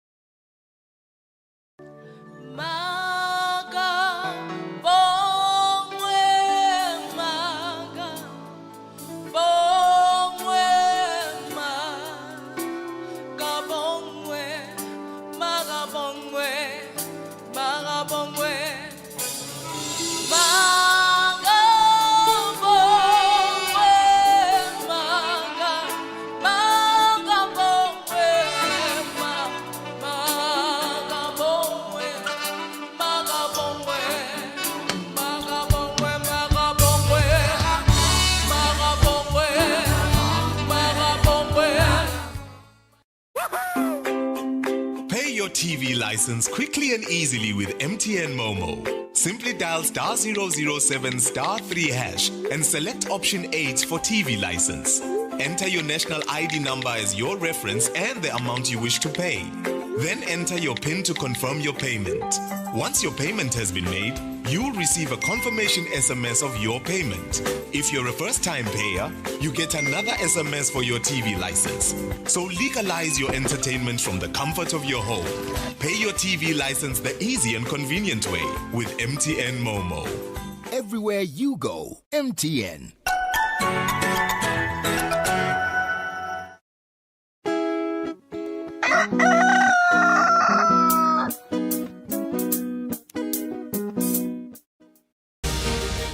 Well, malangana mahle, welcome back. Siqhubeka nalo luhlelo Kusile breakfast show ngale sihlanu sanimukela nani Maswati Lensanza kuvulela wona umsakazo wa Dotithombe nani naMaswati Lensanza kujoina khona tinkundleni texhumana sanimukela luhlelo Kusile breakfast show ngale sihlanu sitokela singena khona ehlelweni lomuhla nemlingani ukuthi lomuhla njengoba kungilesihlanu siyezivame kubukada natindzaba eziphathelene ema sports endlini esakada ke sesinaye ebanele Dlamini lo nguye umchumanisi ngingasho ukuthi umchumanisi wesibe nalo luhlelo lakwaSwazi Rally siyathi ke luhlelo lelikhulu kakhulu ke lapha event aqala iminyaka 1993 hlela lapho khona sithi thine imidlalo wedidudu so tosichazela kabantu ukuthi engabe lo nyaka njoba kunawo umkhuhlane iCovid-19 kuphumane kungena kumisiwe sibone lo mdlalo ke ukhangathi ivakashi letinyenti lechamuka ngaphandle kwelive laseSwatini nabo laba sebenza abagibela dona didudu laba chamuka ngaphandle kwakuleli sengabe lo nyaka kutawukwende kanjani vele njengoba kunawo umkhuhlane iCovid-19 nkosisa kumukele hlelo nekuseni sanibukela malanga lamahle sanibukela nkosi asicale nkosini yaqala lo mcimbi ngeminyaka wa 1993 sicale maybe sibuke emuva just a little bit beyithini ipurpose yawo lo mcimbi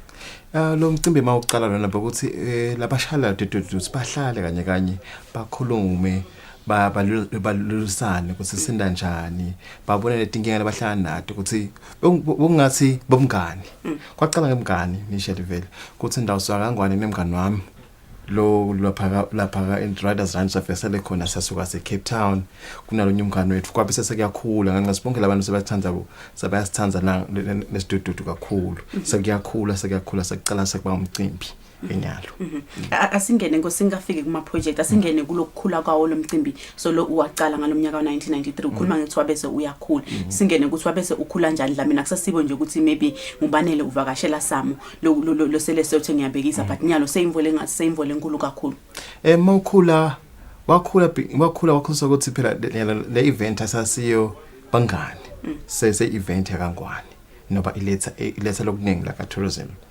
masibuka revenue from 1993 to now every year mabuka revenue shows ibike yenyamayitha I spend less than 3,500 looking from accommodation no filling station kudla shothi mas calculate roughly iletha about 30 million in one weekend so lokhula lokho ku substances kangaka ukuthi kuyathusa sofuna ukuthi masesenda lokuplana kahle sibacabange singakhohlwa phinde ukuthi phinde mabayeda khona lesipasitako ngangemuva la singafa lesipasitako laba benefita kule purpose asingene ke Dlamini kulaba benefitako ngosi ukuthi ingabe solo lo mcimbi na uqala ukhuluma ngekuthi ibike ayinye ispenda so much money lokusho ukuthi nasesiveni seniyambuyisela singene maybe kulama project lenawo ningiswazi Rally ekubuyisela esiveni Nyabonga ema projects now sesane ma project lamanengi sane project ethu kuSwazi Rally sakatikolwa isikole lengasekhaya bathi charity begins at home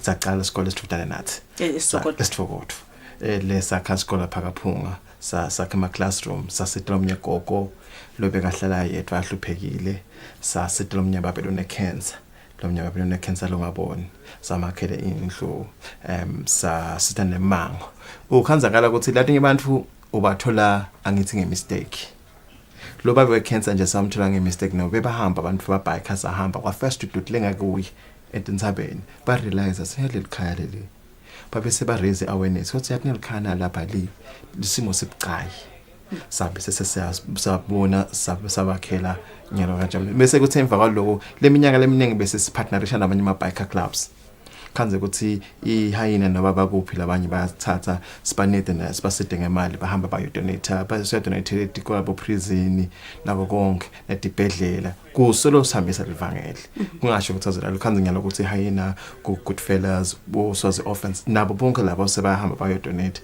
kubonakala nabo ukuthi simo lesitawo sisitawo wonke umuntu because leswazirali ngaba seyena smart bike sonke yes man engabedla mina kuye kwendekeni nje over the years it's been since 1993 it's been long ingabe kuye kwendekeni mhlawumbe nanihlangana nje yini umuntu la ayigathe naka attend lo mcimbi hey kunengi lo nyaka kuyasimangalisa lo nyaka kuyasimangalisa uhulumende wesita kaningi kakhulu angibonge yasita khona ama sponsors la sitako noba lo nyaka info khanza uthita kwengama but ngingathi usitela uhulumende kwambisana kahulumende nawo bonke kusitela lo msebenzi uhambe kahle ukhanza kathi njenge asengibeke nje example khanza ukuthi ndase board khanza simase sikhulume nabo home affairs ukhanza allocate yinyithela ukuthi ibe imabhaka cause trafficking naloko sesesa ugcina sokumndeni nabo bonke abantu njenganyalo nje lama establishment emahotela sesigcina sathi ukuthi okay laba sebagcwele nalo msebenzi uhamba kahle khanza ukuthi siyaqwala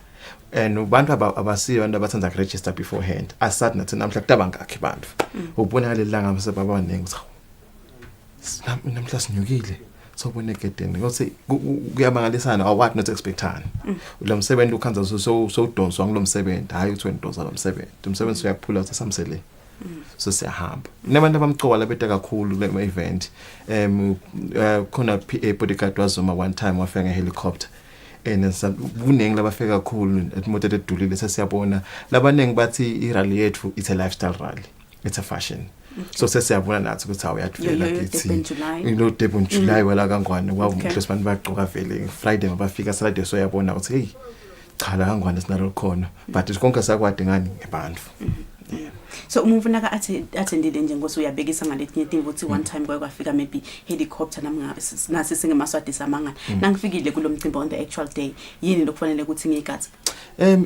it's an entertainment lekaneng because lokuningi ukhanza ukuthi ima events kuma ama bikers events kunabo really wophamsas to ku race and to kulaza ama artists basically phinda sisinang si realize ama talents kangwane ama artists la perform akobo Dusty and Stones labaneng baqala perform la kithi wabona overseas by states khambe sisilomunye nyalo nayo ubona through YouTube and la bikers maseka kubona kanengi labanye bese bayafuna ku invite event labo kuthi awubona labanye sesibhasetile ma Shepherd Brothers nje baqala perform la kithi yena seba perform rally angaphandle so kuningi lokusiteka lokhona so entertainment bike activities cars activities artists bese kunama winning prizes winning group Miss Swazi rally kuningi it's a fully packed weekend yi weekend thina singa ngathi uthi hayi angilali le weekend le ndazangilale kahle Monday Ngosi ufikile umkhuhlane iCovid-19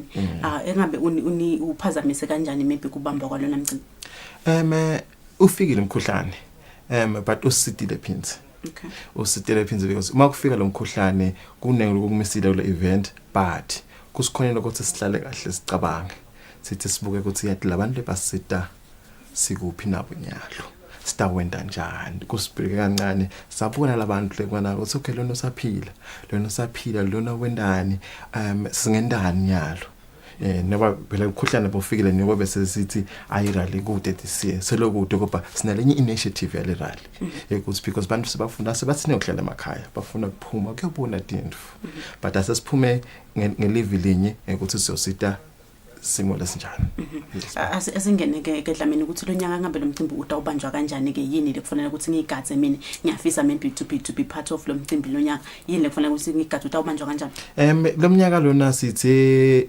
sifake inang senda i-hashtag #Swazi rally this year akusiyo irally yonke eminyaka irally lehlukile leni initiative ukuthi sisita less privileges shothi this year irally ku register kwethu online taba 150 lo 150 utothola badge mawuthola badge uthola face marks uqala line bese uqala register bese uqala riders right 7 exen mawu register ukutahanja ngetikhathi ehlukile every 2 minutes kuphuma abantu bayahamba le initial initiative lena ukuthi asesebona indzawo tethu la kangwane okay yes vakasha bohlane vakasha bonjeni hoho ithi the secret of nas vakashele minimum of 4 places in 3 regions in Swaziland, so that nalabantu lavamsa ukuzivakashela bangedi nje kusuka straight betekrali ababone ngisho basemakhaya uthi yathi ePhoponyane kusekuhle. So we are taking the rally to the people. Yes. Okay. And we're taking the rally to the people. We're also, because tourism is the mostly affected part in Swaziland, we're also giving tourism a part because they should make something now. Because it turns out about value.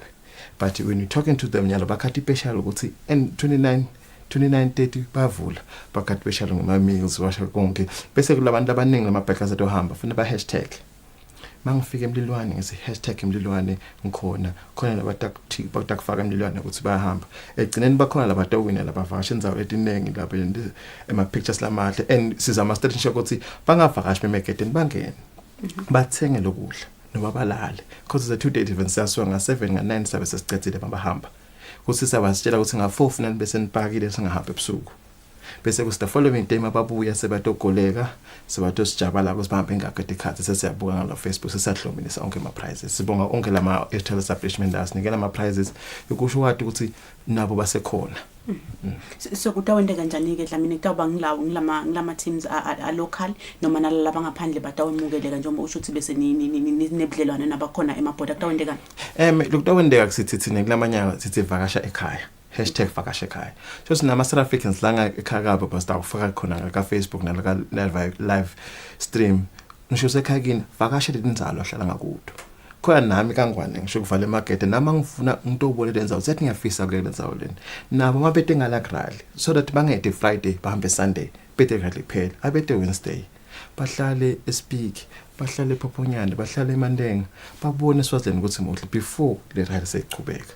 Yes. So ngibonile ngosini niveta nalamanye emave ukuthi bakhona bo Lesotho bakhona bona miphi so nyalo ukuthi kutawende kanjani base Eswatini bavakasha etindzaweni tanga kube Eswatini. Yes. South Africa nayo vakasha tanga kakhe on the same weekend. On the same weekend. Okay. Sisho bona sinabo le South Africa sizingcono vakashele 4 places even lawo utaqala bese uyaregister online now mawufuna ukuba part of thina singakusendela ama badge i-badges takusendela kuphi nase Mozambique, Lesotho, Botswana, Zimbabwe busadak bonke labo sadak bavamse ukuda nabo bangenda the same on that weekend in commemoration of Swaziland and giving back to tourism yasekhayeni shows nabatoshuta labakhona khona ba hashtag bonke sikufaka le Facebook page yeSwaziland and onke lama beneficiaries ataya go Women Farmer Foundation to see and facilitate bona ukuthi benanjani because now the part of the beneficiary of all the years.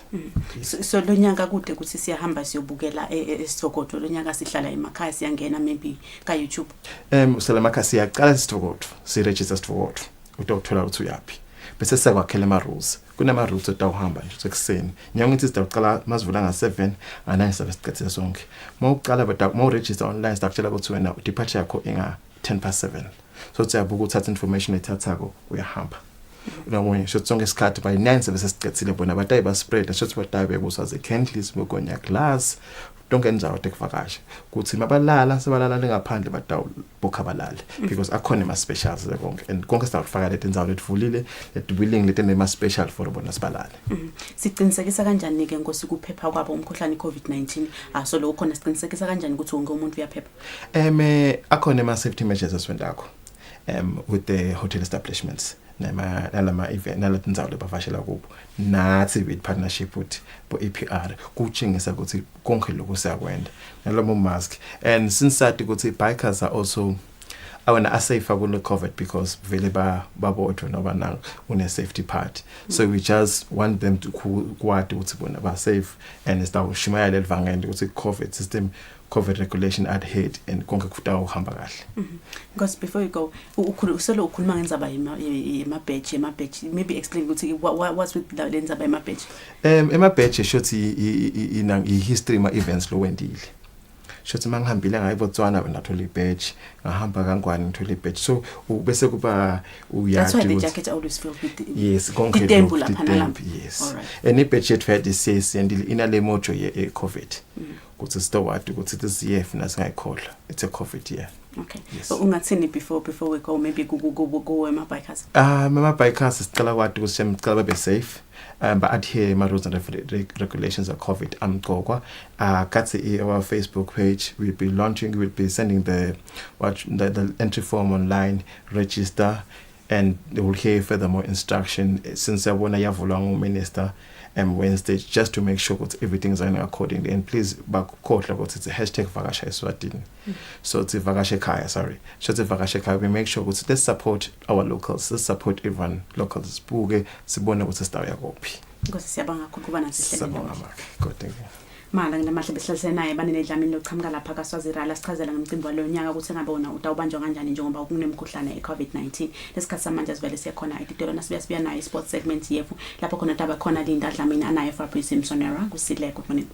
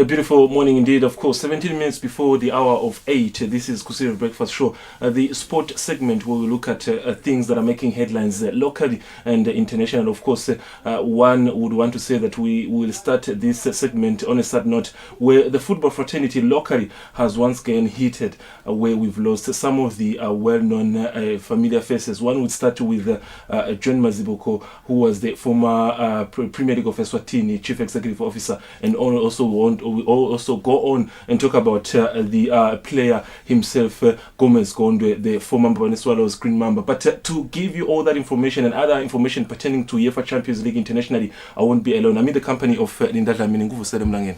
Ngiyakuvuthela Fabrice Msonera ngivusele nembabukela emakhaya loyal viewers Friday. Yes. Kulungiselela weekend Fabrice, but usho utekadona nje Fabrice ngicabanga ukuthi singasho sithi mathutu emndenini wakaMazibuko, former PSL CEO, siyamkhumbula kwaphinze waba namphathi we-tennis association, president we-association, ngicabanga nje ukuthi administrator le dlala inzima lenkulu kuma sports, not only football. Bese ke sesewelela eMalawi, siyamkhumbula Gomez Gondwe, nakafika kuMalandi Chiefs, yamthenga iMbabane Swallows, yana eAfrica, wabuya waya Green Mamba. You remember that season nabawina i-league, last season nabawina i-Green Mamba wina i-league, that winning goal level like or against Mbabane Highlanders, yes, leya confirm ukuthi Green Mamba iwina i-league. May his soul rest in peace. Ushonele khona ke eMalawi, yena Gomez Gondwe.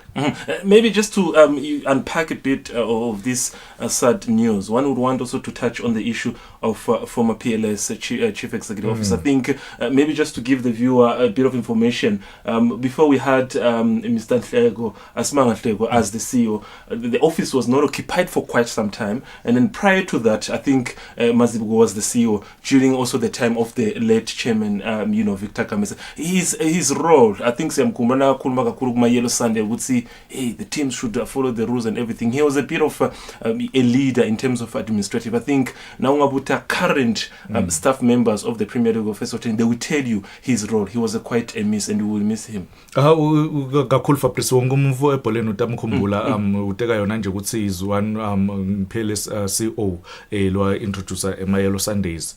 Ngicaba ukuthi Fabrice so usimanga Nhleko former naye PSL CEO walandzela yena wa resign ke Mazibuko kwahlala sikhathi lesizwe ukuthi CEO baze bathola yena Nhleko. Ngicaba ukuthi uyidlalile inzima yakhe Fabrice labaseceleni kwakhe nathi lesikhonile kusebenza tuthane naye. Ngicaba ukuthi kukhona lesikopile kuye nalesikuthetha. And of course, we do say that those two individuals, may their soul rest in peace. And of course, for the families, especially the Mazibuko family and the Gonde family in Malawi, we do say that on behalf of the sports team and everyone, our condolences, of course, for the loss. Now, moving on, we know that time is moving to the date of the 20th of August, where the Eswatini Football Association is expected to define, or rather, give a fate to the remaining of the season. I mean, it's not clear. Season no matter. But on the 20th of August, that is supposed to be next week, a decision is going to be made. I've heard directors of different clubs. I've heard Tinos recently, Mbuso Dlamini, speaking, would say whatever decision, but they mugera with both hands. I've heard the likes of Tabanguru Kedis. In the Premier League, clubs have spoken. At this point in time, what is in the interest of the public, plus what is in the interest of the clubs, is to nullify the season. Do you still stand on that ground? And what do you see, how things will look like? Fabrice, i-Football Association le ngamele ibhola la ekhaya isithathe isinqumo mhla ka-20 sabashilo ukuthi mhla ka-20 kuleli viki lesitaliqala ukuthi isizini siyachubeka inayo noma iyanalifya noma kusho ukuthi nje kutaba by the season. Mina opinion yami solo imile Fabrice, ngimile ukuthi if sifuna tinvo tichubeke kahle noma timpilo tebamvu ngicabanga ukuthi kuleti mcoka kakhulu asifanani nalamanye mave. Ngeke ngaveta ukuthi eSouth Africa iPSL yakhona beyidzinga 100 million kuchubeka nesizini. 100 million kuchuba nje nale season kwenda la malungiselelo kutestwa abadlali kutonke le tinvo lethu thine at least singadzinga maybe 10 million kuchubeka nesizini kwenda tonke le tinvo lethu singamthatha 10 million iligi yethu. Ngicabanga ukuthi kuze ukuthi wonke umuntu atawuhlala agculisekile ayinalifayo le season kube bete ama champions ku season 2019-2020 but sitawuva ke because ema teams bekavotile ke Fabrice. Ngiyakhumbula ukuthi ahamba avota ema teams 18 wawo athi isizini ayinalifayo. Yabuya iFootball Association yathi senisithatha up le decision. At this point in time, Football Association says games will be finished. Yeah. But I've heard that they can change their minds. The constitution allows them to change yes, their minds. I-Football Association ngiyo lengami libhola vele ngibo labatawuta decision ukuthi ibhola iyachubeka noma ayichubeki. Ngicabanga ukuthi kodwa mina ngiva ngathi if utanginika Fabrice uthi angenda umsebenzi nangitawu decide mina ukuthi lo umsebenzi loyo o ngibona ukuthi sale uma ngethembe because unginikile lawo mandla. I-Football Association i-Premier League ngiyo ledlalisa le midlalo labasebenzana lama teams. If i-Premier League ema teams lama directors asiwona isizini ayinalifayo, i-Football Association kumele semukele leso. Two issues to talk about on this topic, of course. There's the issue of if the season is to be nullified, of course. There's the issue who goes away with the trophy. There's the issue of who goes down in terms of relegations. If Buffaloes, if that is the case, give us the trophy. In your take, we've seen other countries Fabrice, have done it. nangabe kunalifayiwe lokusho ukuthi kude bo champagne i-Green Mamba itawuchubeka ibe ma defending champions because they are the last team kuwina i-league. Ngicabanga ukuthi itawuchubeka kube ngibe ma champions Africa nje nakutawuphuma ema teams tawuphuma yona i-Green Mamba ne-Young Buffaloes bahambe baya Africa if inalifayo. Kodwa nangabe i-decide kuthiwa onke lama teams decide avota ukuthi no i-Young Buffaloes ayinikwe kuba PSL champions. Ngicabanga sabanikwe because vele babe ngibo labahleli isicongweni isikhathi lesithi nalapho kutaba i-decision ema teams including nayo i-Football Association. Still on that, of course, the elections, of course, also are expected to take place towards the end of the month. The Premier League of Eswatini will hold its national, meeting. What is expected to happen on the day? There will be the elections during the AGM, the annual general meeting. I mean, 3 candidates candidates at this point in time are racing for the chairmanship. You talk about Sicelo Mkhondo, talk about Touch Peter Magagula and Carmichael, Mark Carmichael. What's your take? If you mention a name, it doesn't mean you think that will be voted. It's in your opinion. The three candidates, what's your take? Unfortunately for Chris, no, fortunately, every time nasi show something, bese sekhamba bangathi sifavor move. Kodwa nje they are very good administrators labathathu ukhuluma ngaye Mark Carmichael simbonile emanzini ku Denver Sundowns lebe kuyimanzini Sundowns bakhicitile badlali ngicabanga ukuthi development ukuthi kakhulu sambona Touch ubambile kubanga PLE chairman after akushone yena Mr Gametz. In fact after a resign Mark Carmichael Sicelo Mkhonto ngicabanga ukuthi ubuke donata ka Sibets nasebusinessini ke yakhe eceleni but ka Premier League ubuke dona kuma human resources yes human resources manager ka Premier League. Ngicabanga ukuthi bobathathu bagood kakhulu kodwa mina ngibona ngathi Mark Carmichael ukwabamba after kushone yena Mr Gametz wabamba kuba chairman wa resigner ngikuthi umsebenzi besomekhama. Ngicabanga ukuthi if nginanyalo bataphinza bamkhethe ngeke resign yini if tindvo setifika setishisa umbuto umile kanjalo. Touch sesike sambona lesingaze sambona lengicabanga ukuthi mina kaniketwe chance nguye Sicelo Mkhonto because asikaze sambona abambile kubanga. I want the name Dlamini. For me, asikaniketwe chance. Now, you've heard it for the first time on Eswatini TV. Dlamini believes that Sicelo Mkhonto, the executive member of the Premier League of Eswatini, on the other hand, supports or deals with issues of business, also on the board of directors for CPET, deserves a chance. Dlamini, maybe before we move abroad quickly, Ali Khomongwe, Highlander director, he was in the studio last night. He touched on different issues to why he decided to support. And then I think one or two things I picked, which I think the viewers are going also to talk about now going forward, is that he loaned Wanderers director the money. He didn't pay for the thing, so he's expected the money back. What was your take on that issue? Still, he's not within the rules of the Premier League. Fabrice angathi losi lenza bekanje nangabe sitaba sengilandi sobabili ufuna kurana ibusiness wena Eswatini but wena ungaconnecta Eswatini yini unganginiketa mina le mali ufike uthi no awuvungiranela le business yami ngathi nasengithethe officially bese sengiyabona kodwa mina ngidafike ngikhokhele imali ngithi ngikhokha on your behalf kodwa sibonene thina nawe. Ngicabanga ukuthi lapho abamaningi lama questions uphinze washo ukuthi yamcela imanzini Wanderers lokusho ukuthi he acted as an agent for Manzini Wanderers yet I director imbabane Highlanders but ke ngicabanga ukuthi itawudila nako iPremier League neFootball Association but again nalapho ngicabanga ukuthi kumele sibe very very careful because football politics lesinye isikhathi dirty politics because kude ema elections umpanisha njani umumvu ufuna amavote akhe. Ngicabanga ukuthi tonke letinvo leto tedlala inzima Fabrice ebholeni.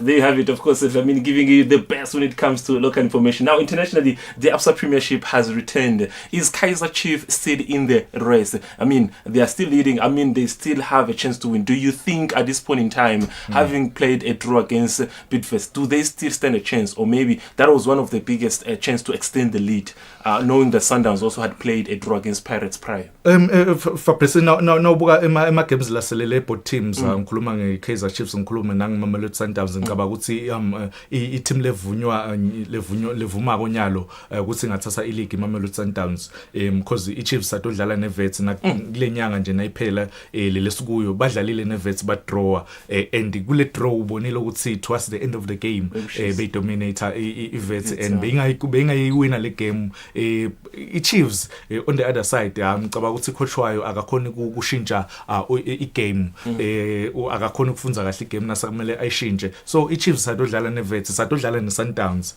so uyabona ukuthi lawo ma games lawo a tough and ngala kumamelodi Sundowns bona ngicabanga ukuthi team nyalo leselele strong ngile Chiefs so kulukhuni kakhulu ngicabanga nje mina lena nginika iMamelodi Sundowns. Moving abroad, of course, two biggest cities are hosting some of the biggest tournaments in the world. When you talk about Europa League, it is based in Germany. When you talk about the UEFA Champions League, where we have started seeing surprises, you talk about the city of Lisbon. Atletico Madrid is out. Who is this RB Leipzig? Because we've talked about this team, we've seen what they did against Tottenham, we've seen some of the players. Liverpool went to buy a player from that club. Now they have knocked out Atletico Madrid. What do you see in this club? They are facing PSG in the semi-finals. What's your take, Lamin? No ukhuluma ngeLeipzig Fabrice RB Leipzig i-team yakhona eGermany. Basekhaya kahle. In fact ikufana nokuthi basekhaya because kudutane nase Portugal. Ngicabanga ukuthi Fabrice i-team lena lefonyishwe 2009 now ungakhumbula kahle bapronyotha baya ku 4th division the year after baya ku 3rd division baya ku Bundesliga. In fact ku Bundesliga bafika 2016 2017 baba runners up ku Bundesliga. Just season nje bapronyothiwe kuya ku Bundesliga baba number 2 bahlulwa ngiyo iBayern Munich. So ngicabanga ukuthi uyayibona le team iprogress yayo na kunyalo bama semi-finals and their coach is only 33 years of age. Is younger than Cristiano Ronaldo, is younger than Lionel Messi. Wow, he's even younger than Thiago Silva, the PSG captain that we face in the semi-finals. Now, I mean, time is against us, but I want us to unpack beautiful information. I love that. They are a new club, 2009, 9 years later, 11 years later, you're in the semi-finals of Champions League. Quite impressive. Let's talk about now where we're heading, because many believe maybe this is a chance for PSG to drop into the finals. They can easily knock them. Maybe you give us that, and then talk about today's game where Barcelona faces Bayern Munich. Yes, now buka le ndlela labahamba ngayo ngale yona iLeipzig inyalo yodibana nePSG ngomso ngalesibili ngicabanga ukuthi inyalo it's anybody's game. Both teams bangayiwina, but ngibona mina iPSG because ngale ndlela laba khonile kubuya ngayo egamini against Atalanta. Ngicabanga ukuthi Mbappe, Neymar they are on fire. Yes, Di Maria will be around. Di Maria utaba abuyile, Draxler utaba khona, Marquinhos lokorel kolekala. Ngicabanga nje ukuthi utaba igame lehle kakhulu PSG itawina. Ukhuluma ngeBayern neBarcelona, it's going to be a tough game, but uyakhumbula iBayern ishaya iBarcelona nga 7-0 aggregate score. Ngicabanga ukuthi ngendeka le volley of Fabrice singambona for emagoli iBayern imshaya. We have now Barcelona Bayern, and I think at this point in time, if you look at both clubs, there is a lot of information pertaining to Barcelona. They are not up to their standard. Yes, they're into the semi-finals, to the quarterfinals, but you look at Bayern, what they have been able to do, they're surprising everyone. Do you think maybe Bayern can go all the way to the finals? What's your prediction heading to the final? Fabrice vele mina nje ngibona iBayern Munich iwina iChampions League this year. Utsini Man City cause ikhona nayo. Man City angiboni idla iBayern because nangabe iwina iBayern ku Barcelona noma anyone lotawina ku Bayern na ku Barcelona uyodlala na Man City. Okay, uyodlala na lotawina ku Man City na Lyon. So ngicabanga ukuthi angiyiboni iMan City idla one of the two iBayern ne Barcelona. Whoever City meets, and this is the case maybe if City defeats Lyon into the quarterfinals, whoever they meet between Bayern and Barcelona, it's his former club, and you want to impress them, you want to show them that you did let me go, but for a reason. When you look at City at this point in time, you look at PSG, they are so near, but yet so far. What would be your comment? Maybe if we had to get PSG and City on the final. PSG they're into the semi-final for the first time since 1995. Yes. In Manchester City ngicabanga batawufika kuma semi-finals nabatawushaya iLyon. Ngala ku Bayern Munich abakayiwini Champions League since 2013. iBarcelona ayikayiwini Champions League since 2015. So uyabona ukuthi cishe lamaqembu vele sesithi lesikhathi bangawina le Champions League. Pep Guardiola solo ahamba ku Barcelona akayiwini Champions League since 2011. So uyabona ukuthi naye vele utakwenda noma kanjani ukuthi agcina ayiwini le Champions League. And of course for Manchester United supporters, they're wondering what's happening with their club. They're into the semi-finals of Europa League against Sevilla. What's your take? Do you see them getting to the final? I think the last time they were there 2017 under Mourinho. Yeah. But now ukhuluma ngeSevilla, ukhuluma ngema Europa Cup specialist. Ngicabanga ukuthi bake bayiwina under Unai Emery emahlandla lang3 kulandzelana. Uyakhumbula noma bashane Liverpool to 2018 bayisha kuma finals ayo Europa. So ngicabanga ukuthi bama specialist vele Europa, but ayinike inkinga Manchester United, but ngicabanga ukuthi na Manchester United if le front three yabo itaba on point bangakhona ukuthi bayiwina game ya against Sevilla, but nje mina lena ngiyibona ihamba neSevilla. Maybe we've got seconds. Arsenal fans are on a waiting that is not over. When is William arriving? When is Coutinho? What's happening in transfer news in terms of the club? William ngicabanga ukuthi bekenda medical check up khona itolo eLondon ngicabanga ukuthi vele sekusele kancane ukuthi unveil officially because vele itinvo sethi ngisho nje ukuthi 98% it's a done deal.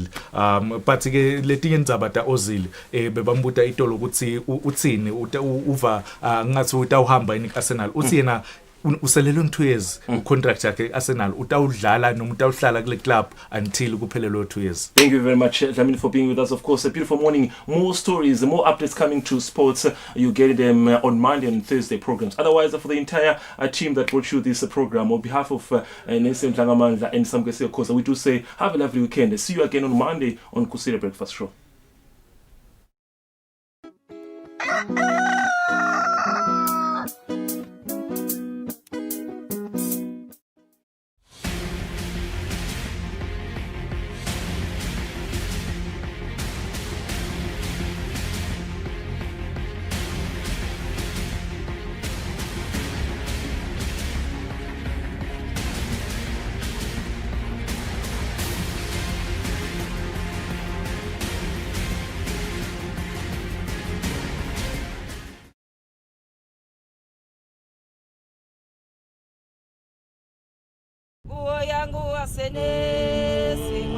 Sinvusele Maswati lamahle kanye nabo bonke bazalwane eveni laseSwatini. Igama lami ngingayandazwane Health Promotions Officer walohlelo lolushasha lolubitwa ngekuthi yi-Faith and Community Initiative kafishane FCI. Njengoba sisho sobe sikhuluma ngokusebenzisana nebandla bafundisi ngisho njalo namabandla anebantu akhiwa abantu lebafikayo lebangela lamaswati lesifuma and kuyindlela nje kuba ngiyona leyo platform lenye lekubonakala ukuthi singayisebenzisa kwabonakala even then singayisebenzisa ukuthi sikhone ukuthi sifike kubo bonke abantu ikakhulu lubuke ukuthi bantu basitakale kwekuqala enzabeni yokuthi kwanze umsebenzi wokuvikela igciwane le-HIV la kangwane. But labantu bebathi disclose bona batisho bona sibanjani baphathekile bathandazelwe labo bantu labo nabativa abangcono bebasithatha hayi ngithi sengiphilile mina asizange ngisho kanye ndakunika nje good example sibatshela sabayekela amaphilisi namhla ke ngide ukuthi ukhuthata indvodza into ukhuthata babe futhi asade isimo sakhe sengadi kumcoka ukuthi usade isimo sengadi kuze utokhombisa luthando lonalo emndenini wakho utokhombisa luthando lonalo nasemphakathini.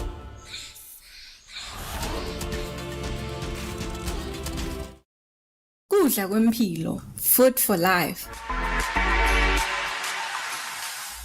An agricultural program that shows how a farmer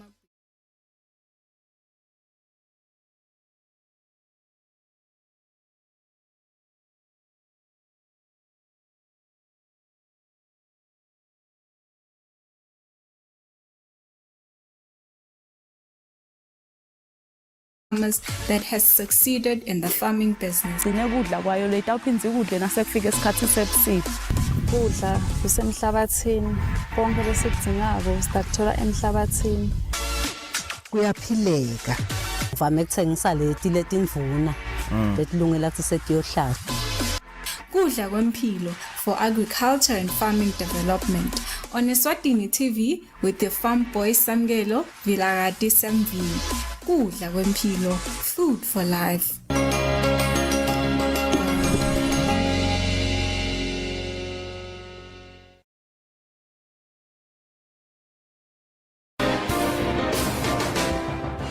Better health, better life. Better Health, Better Life is a program that speaks across all aspects of human health and wellness. Uyeta utobuta ngaloko sitawukhona ukuchazela. Then ke nasi ngiyabe ke soyafuna ke nehlela sesingakhona ke nokukusida lapho. But vele nje abstinence. Yes. And these diseases are viruses. We all know that some viruses are not treated. Yeah. But you see lapha ema symptoms. So if we treat symptoms, it's not possible to treat the disease. Youth View and insight to help the youth build a healthy lifestyle.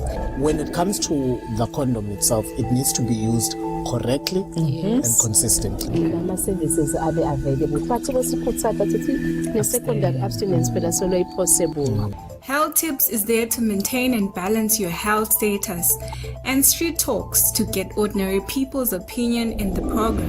And with your host, Professor Shabangu, bringing you fresh topics every week.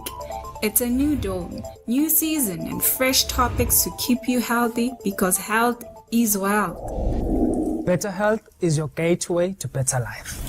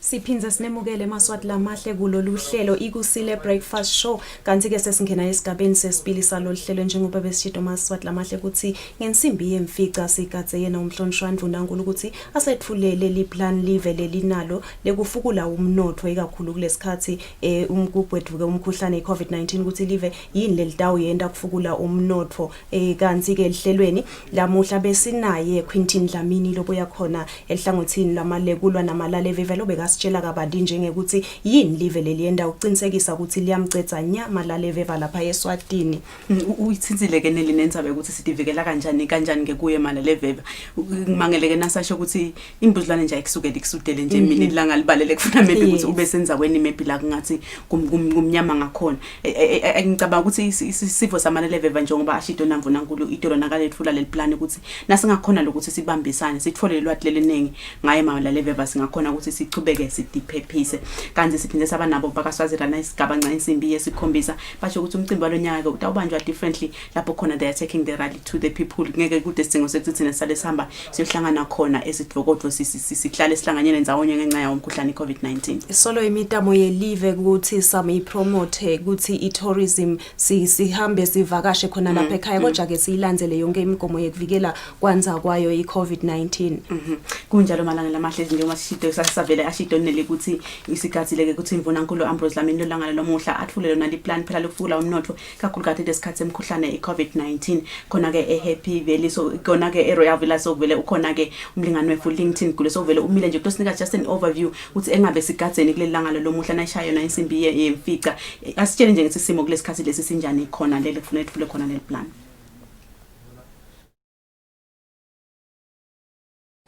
Asibonga kakhulu samkelisiwe nawe nelisiwe sinivusele lomhla ekseni sivusele emaswati labukele umsakazo iEswatini TV. Of course we are coming to you down from the Eswatini Valley. It is the Valley of Heaven in the Kingdom of Eswatini. To be precise, we are at the Royal Villas for a very important function today. The Prime Minister, His Excellency Ambrose Dlamini, will be delivering the Eswatini post-COVID-19 economic recovery strategy. That is why we are here this morning. Siqhamuka kuphi ke size sifike kunalisuku lalomuhla samkelisiwe nawe nelisiwe ndawukhumbula ke nembukeli utawukhumbula ukuthi tasithi insuku nathi ngu17 March 2020 His Majesty King Mswati III commanded government kuthi invoke section 29 of the Disaster Management Act kumemetela ke simo lesiphuthumako eveni laseSwatini ngenzaba yemkhuhlane iCovid-19 i-national emergency. Kusithi ke nakahamba emalanga live leSwatini laseliyamemetela umuntu weqala lewashiya emhlabeni ngenzaba yalo mkhuhlane. It was on the 16th of April 2020. It was a 59-year-old man lewashiya ke emhlabeni beka admitwe esibhedlela iLubombo Referral Hospital. Kumemetela ke induna yetempilo ahambile ke malanga on the 15th of May 2020. Ndivuna nkulu ngekuthunywa ngisosilo semhlaba ingonyama wa extend again i-national emergency leyo lockdown lebese singene kuyo wayi extend kwathi ke on the 29 of May aqala ke easing of the partial lockdown. By then we had only registered 2 deaths, COVID-19 related deaths la eveni la seSwatini. Kanti ke sime namuhla njena nje ma cases la sa confirmiwe about 3599 cases lesesinawo eSwatini. We have 65 deaths so far. Kusitheleke nakaqhubeka emalanga ndvunankulu aqhubeka nekuvumela emabhizinisi lathithe ukuthi angasebenza kuze kusumnotho elive leSwatini utawukhona ke kuphefumula. Nitawukhumbula ukuthi uthe uhulumende nakangena ehovisi eminyakeni lophelile ndvunankulu bamemetela ke strategic roadmap seminyaka ke lesihlanu. Kuleso strategy leso ke sami nawe Nelsiwe bekunetingoni letisihlanu lekathi uhulumende utawugcila kuto ngekuvusa ke umnotho. Bekusengakafiki ke iCovid lapho wathi utawugcila kakhulu kutekulima iagriculture, agcile ke kuteka energy, ICT and education, manufacturing and agro processing, kanjalo ke netekuvakasha. Siseke siselapho kwaqhamuka baka Lonely Planet basilive leSwatini lihlangothini letekuvakasha live lecala ngqa kulomnyaka ka2020 lekubheka ukuthi abantu tivakasha itala amanye amave emhlaba dingalivakashela. Kanti ke emhlabeni wonke live ke lesihlanu waseke uyafika ke COVID wavala yonke info. Uvulekile ke umnotho emabhizinisi aqala kusebenta njengoba iziwe leyo partial lockdown avuleka nemnotho. Lokukhulu ke manje lesesikuko ke silive ukuthi sesenta njani ke going forward njengoba sekuvakele ukuthi COVID-19 seemingly is here to stay, but we cannot stay in a state of emergency forever. We need to move forward. That is why we are here. That's what brings us here at the Eswatini Valley. Sitawuva ke hulumende ukuthi uthini uhlele kuthini ukuthi singaqhubeka kanjani sibheke phambili njengoba live kufanele liqhubeke liphile nanoma sinayo iCovid-19. Tiqhamukile ke tinini telive sami nawe Nelsiwe tabambisa lona live kulomkhuhlane. Sibabonile base Equatorial Guinea balibambisa live, sibonile iTaiwan libambisa live leMelika nanalo lilibambisa live, naletinye ke tihlobo telive letiningi tibambisa lapha nalapha ehlangothini lwetempilo. Simbonile uhulumende wembube nanaye aqhubeka aqasha bodokotela aqasha bonesi kutama ukuthi batawusita emaswati nalomkhuhlane salungiswa sibhedlela iLubombo Referral ukuthi ngiso lesitawunaka kakhulu emaswati. Siboneke ndvunankulu ke phinze on the 3rd of August this time memetela lengathi ngama guidelines lamasha lesebatawa betempilo kusita ke emaswati lasana lomkhuhlane ngoba there's no doubt ukuthi the health sector seyilimala kakhulu seyithele kakhulu ngakho ke kudingeka ukuthi kube nema guidelines lamasha la tawukhona ukuthi manje simo sibe ngcono. Ngiko ke lokumhlanje lesigadzile la samkelisiwe nawe Nelsiwe sibheke kuva ukuthi sihamba njani embili. Ndawukhumbula ukuthi nakumenyetelwa le strategic roadmap 2018 to 2023 kwavetwa tingoni letitsite njengosilokunye nje lathi ufuna kwenda uhulumende lokuphuthumako ease of doing business in the kingdom. We need to improve the ease of doing business, kube ne one stop shop la sitawubhalisa khona yonke amabhizinisi. Bekuthatha ke 30 days kubhalisa ibhizinisi at times in the kingdom. Wase ke uhulumende ufuna kwehlisa lokho size siyawufika ku 5 days. Lesinye isikhathi size sifike kuthatha nje silila ngalinye kubhalisa ibhizinisi. There is to help attract foreign direct investment into the kingdom. Letinye tinto leti lafuna kutenda. Wafuna ke kwehlisa corporate tax by 12.5%. Nako lokho dinzo lesibuka ukuthi ngendeka nasithikha lamabhokisi sitafike sitithike. Ndakhumbula ke isyntax nanayo wafuna ke kuyenyusa nga 25% nangaphosisi. But athule ama regulations eParliament nakhona lapho singafike silithike lelo bhokisi lelo in terms of syntax. indzaba kenye lenye enkulu indzaba yeleheke lasengwenya in terms of the ease of doing business ekuthenini baveta ukuthi batawusebenta kamatima ukuthi leleheke leli livulwe 24 hours yasiyafika ke le lockdown lokusho ukuthi angeke kube info lensha lele sitakuva namuhla kuNdunankulu nasibuka sabuka lokuthi sisini le strategic roadmap nekuthi ke sengikuphi la ngafune silungise khona manje njengoba sekufike lo mkhuhlane lona so we are not expecting entirely a new strategy le nakolo lethemba lokuthi sitabe sidile kakhulu kunasa strategy lesikhona lesivele sihamba ngaso silive kepha lokhu you need to adapt to the new normal now indlela lensha yekwenta into lokusho ukuthi ngiloko nje lesitabe sikugasile lo muhla lesitabe sikwenda ke lesitabe sikhulumisana nebantu nje labakhi kuwo umnotho welive laseSwatini simbhekile SRA commissioner naye ukuthi sikhona lokukhulumisana naye njengoba seva induna yetemafa kuthenini ke bosomabhizinisi bangenda iarrangement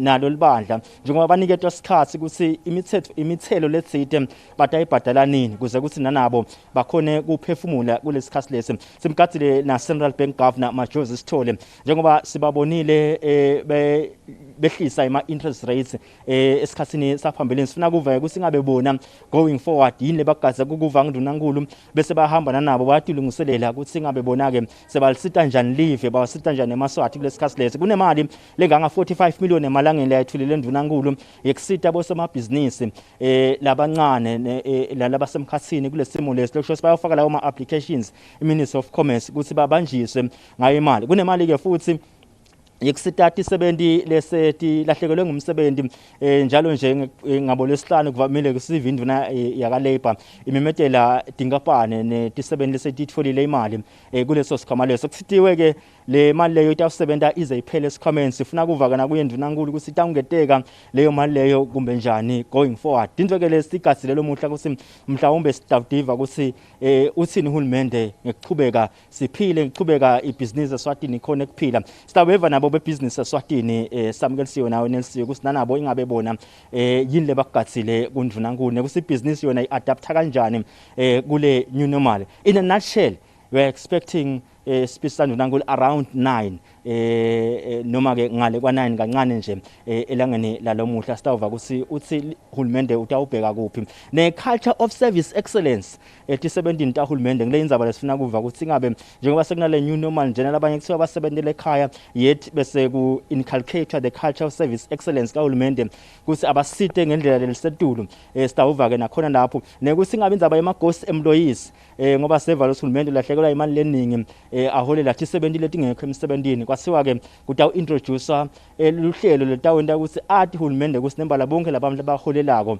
ngibo labakhona sitawudiva ke tonke letinhlelo leto ukuthi ngabe going forward manje sesinale covid indlela leti tawusetshenzwa kanjani for now I can take tinsambo tethu ngitibisele kini samukelisiwe nawe nelisiwe I'm sure you'll come back to us nase sinemuntu esitawukhulumisana naye lapha eRoyal Villas.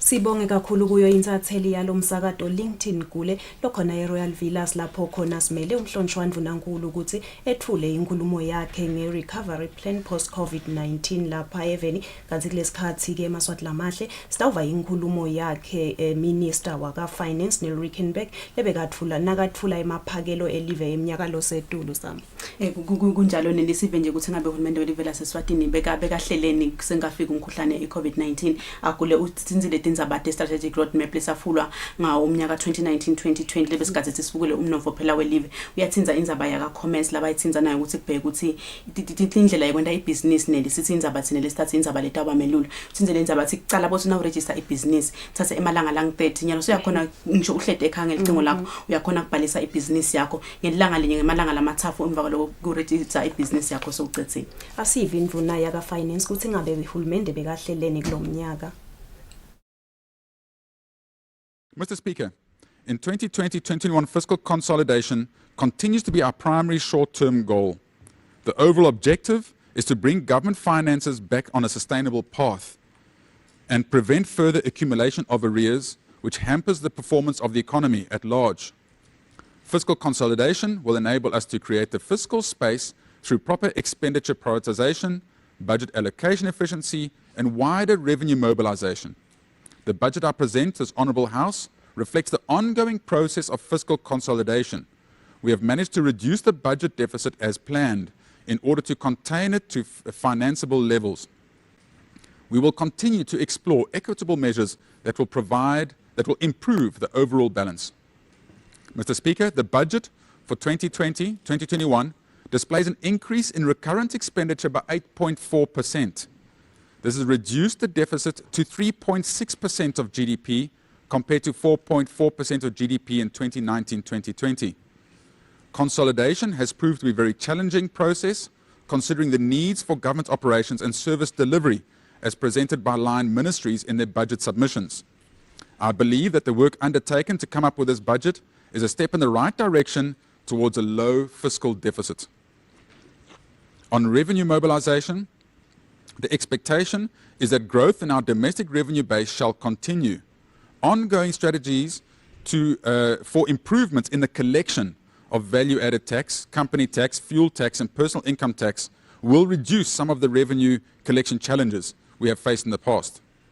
Mr. Speaker, the five most recent IMF and World Bank country reports caution that Eswatini's largest budgetary outlier on the expenditure side and also the single largest contributor to our fiscal deficit is the size of our wage bill. We simply cannot afford to ignore this problem. Since the implementation of the freeze on employment, the number of civil servants has been reduced by a little over 1,000. As much of these policies and trends need to continue, we must also ensure that the quality and effectiveness of service delivery is not affected. Mr. Speaker, an unfortunate consequence of the cash flow challenge, a contribution of many factors, is that it has resulted in government not being able to grant a cost of living adjustment for the past 3 years.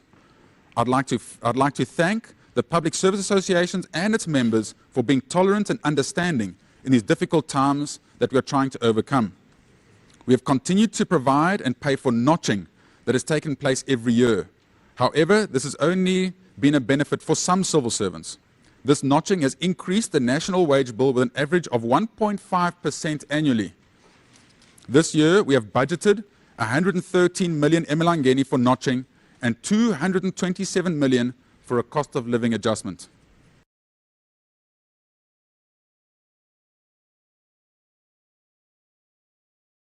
Mafane Rickenback ngayo 14 February 2020 nakathula wona emaphakelo nelisakumlazo uyisinzile inzaba yayo yeku cost of living adjustment lebimali bebahlele 227 million sibonile ke besisike sabanabo bakalebha bachaza ukuthi vele sekukhona lese vele babanike yona already noma kungasiyele bekuvunyelene ngayo maybe lebeyiceliwe maybe etafuleni but kukhona uhulumende lasakwendile at this moment kuzamaphela kuhlangabetana nalo zinga lekuphila lebamvu. Yebo samusiya yiva indvuna iyayithinta leyo nzaba vele litiko la ibhali banikile 3% disebenti lebeticele 6.7%. Indvuna iphinze yakhuluma samnge ukuthi live belibuke ukuthi linciphise ibudget deficit. Kepha ke sibonile samu governor wase Central Bank nakakhuluma ethula umbiko wakhe wekusebenta kwetimali lapho achaze khona ukuthi umnotho welive vele samu utawehla nga 6.2% kunaloko uhulumende bekakubhekile mhlawumbe lokungu 2.8%. Sabona nakhona indvuna yalo litiko laka finance ichaza ukuthi iEswatini Revenue Authority libandla lelibutha umthelo wahulumende bekubhekeke ukuthi likoleke imali kulomnyaka lenganga 12.3 billion emalangeni kepha ke ngalesimo lesikhona angeke libandla lisakhona uthi tekutaba ne shortfall ya 2 billion emalangeni lokusho ukuthi live nje lisukumele etulu lokuthi vele akube nale recovery plan yekuthi umnotho usukumiswa kanjani sam. Kunjalo malanga namahleselo ikhona ensathini emsakado Dithombe Eswatini TV LinkedIn kule khona Royal Glass njengoba seyigatsile yona inkulumo yakhe endvunankulu Ambrose Dlamini kuthi engabe vele umnotho uvuka kanjani evenda seSwatini kulesikhathi lapho khona sibhekene nemkhuhlane iCovid-19 chubeka kanjani ke live lichubeka nemaplan lebelwahlele nalethfula lona liplan i strategic strategic roadmap leyayithula ya 2019-2020 lapho khona bekugadzekile phela nele ukuthi timbo letifaka ekhathi tindzabade ukuthi live laseSwatini funathi libe nekudla lokwanele libe nemandi lanele siyayibonile kulamalanga imvuna yetemcebo waphansi nemandla ihaba ivakashela dona tinkundla kubuka ukuthi ngabe le nkundla leyo ingakhona kanjani ukuthi igcine seyititfolela emandi lanele ukuthi ukho ikakhulu kade emandi lahlobile nele ngoba ngiloko lokumcoka.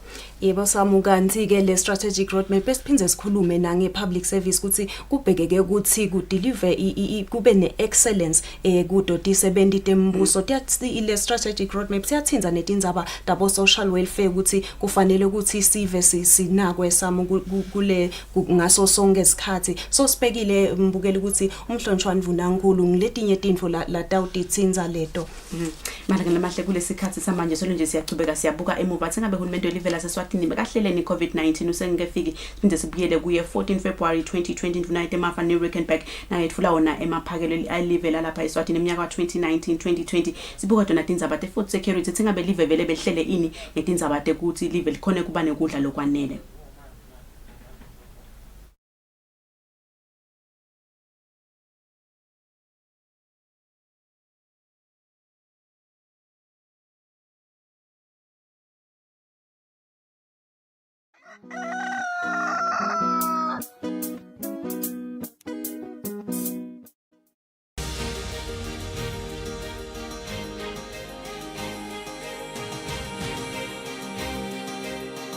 With the change in technology, out-of-home digital media is designed to grab the attention of people who are always on the go. You can now watch your favorite show, Kusile Breakfast Show, and Tindzaba at 7 on your favorite YouTube channel. It's simple. You can stream these shows by following these quick, easy steps. Number 1, open YouTube. Number 2, search for Eswatini TV and click on Eswatini TV. Number 3, after you had entered on Eswatini TV, look for Tindzaba or KPS. And while you're at it, don't forget to like, subscribe, and ring the bell button to get notifications of our video uploads and streams. And lastly, enjoy the stream. Stay home and watch Eswatini TV. Stay safe.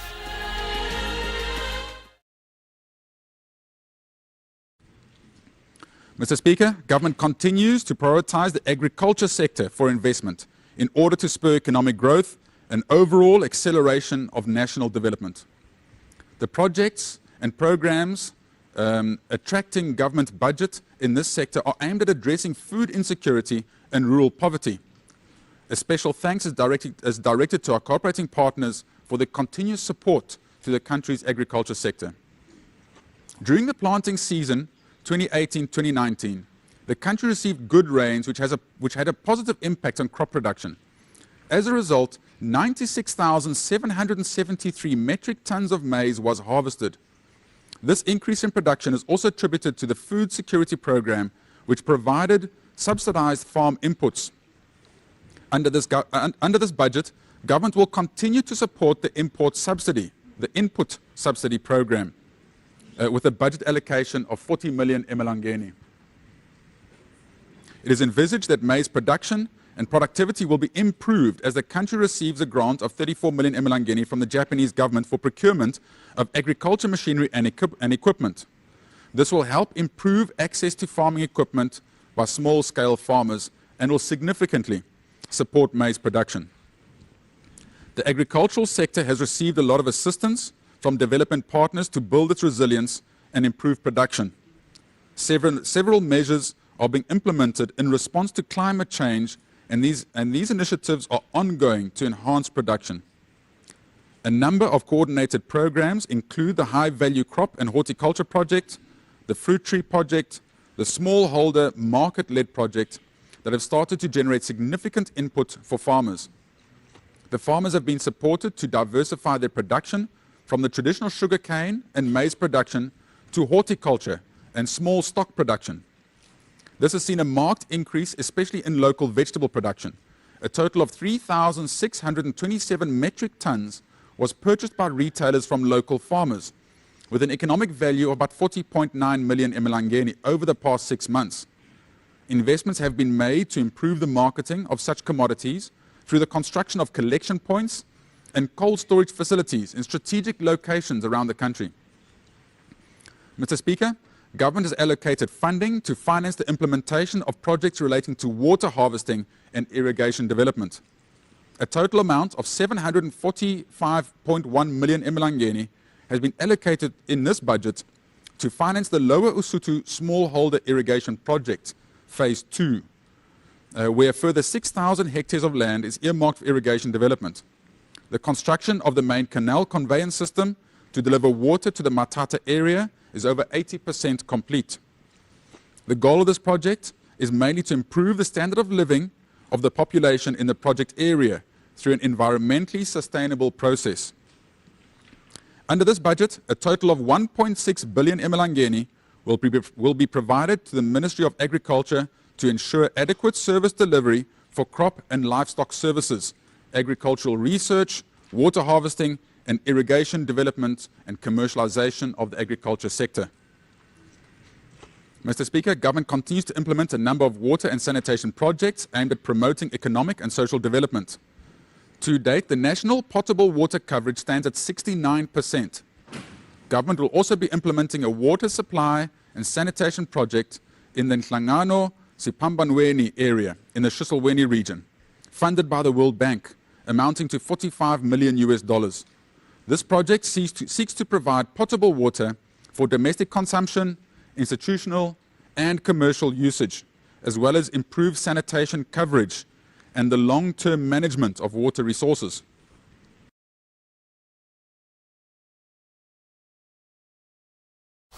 Indvuna yetemafanele working back ngaye 14 February 2020 lapho khona bekafula wona emaphakelo ayilivela seswatini eminyaka wa 2019-2020 uyasho nene ukuthi ikakhulu kadena sikhuluma indzaba de food security yasho ukuthi litiko la agriculture bekutiko vele libuke ukuthi livela seswatini sale likhicita kudla lokwanele uyabala ukuthi la kunemali lenga nga 34 million emalangeni la changa khona kuhulumende welivele emaJapan lapho khona bekufuna ukuthi livele khona sithole equipment for ukuthi kuchubeke ikakhulu kade nasibuka indzaba yembila khicitwa kwembila lapha even ukuthi lenyuke lizinga lokhicita umbila sibe livele khona sistikhicitele umbila singawuthengi ngaphandle.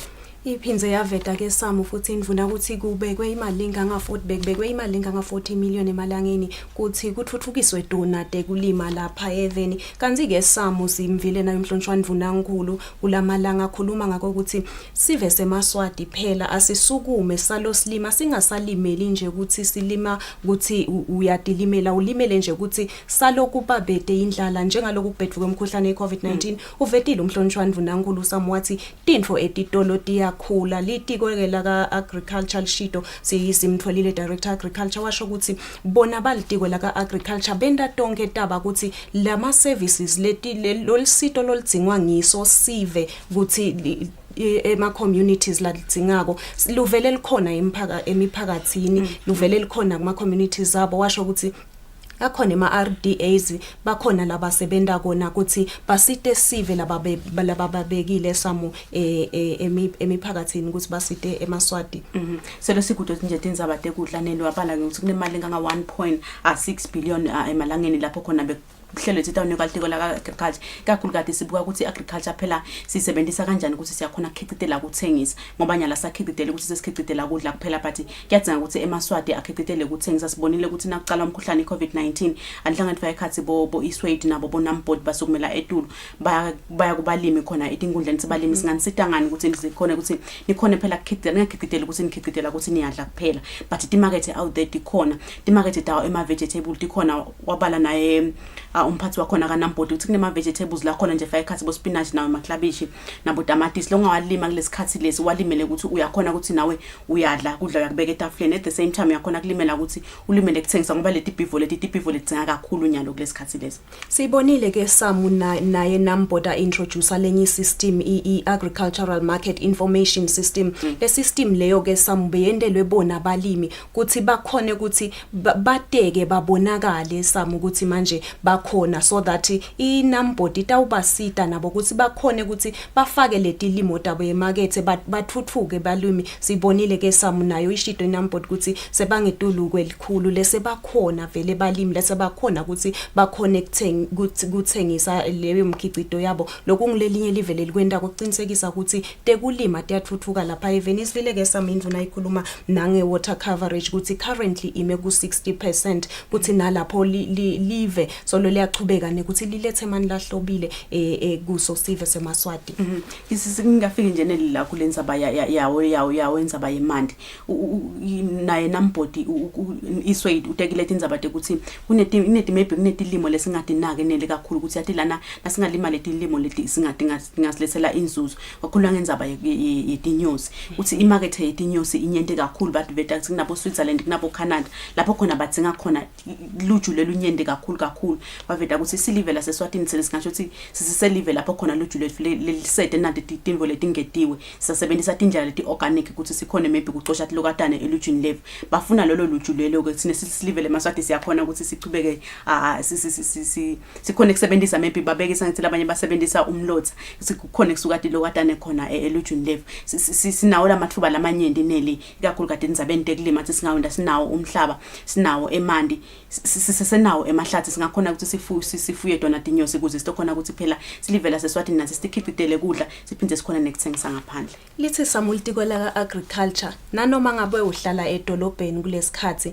njengoba livetile nje ukuthi umhlaba lo sewukhona wekuthi singakhona kulima ungu7% ngoba umhlaba wekulima so ukhompyutha netakhiwo sesiyakha yonke indzawo leningi. Lithi ke litiko asingene ku urban farming lokusho ukuthi ungahamba nje ufike emathayeleni akho nangabe mhlambe ude esikhala ubeke umhlabathi uzame kulima kude phela vele lisitoba nekudla lokwanele sami kutoba bede umuntu lo babede kudla kunanayi ke sami yemandi 60% water coverage uhulumende bebuke ukuthi utawuchubeka awalethe emandi kuso sive sibonile indvuna elitiko letemcebo waphansi nemandla ihamba ibuka ukuthi mathuba emandi angakanani.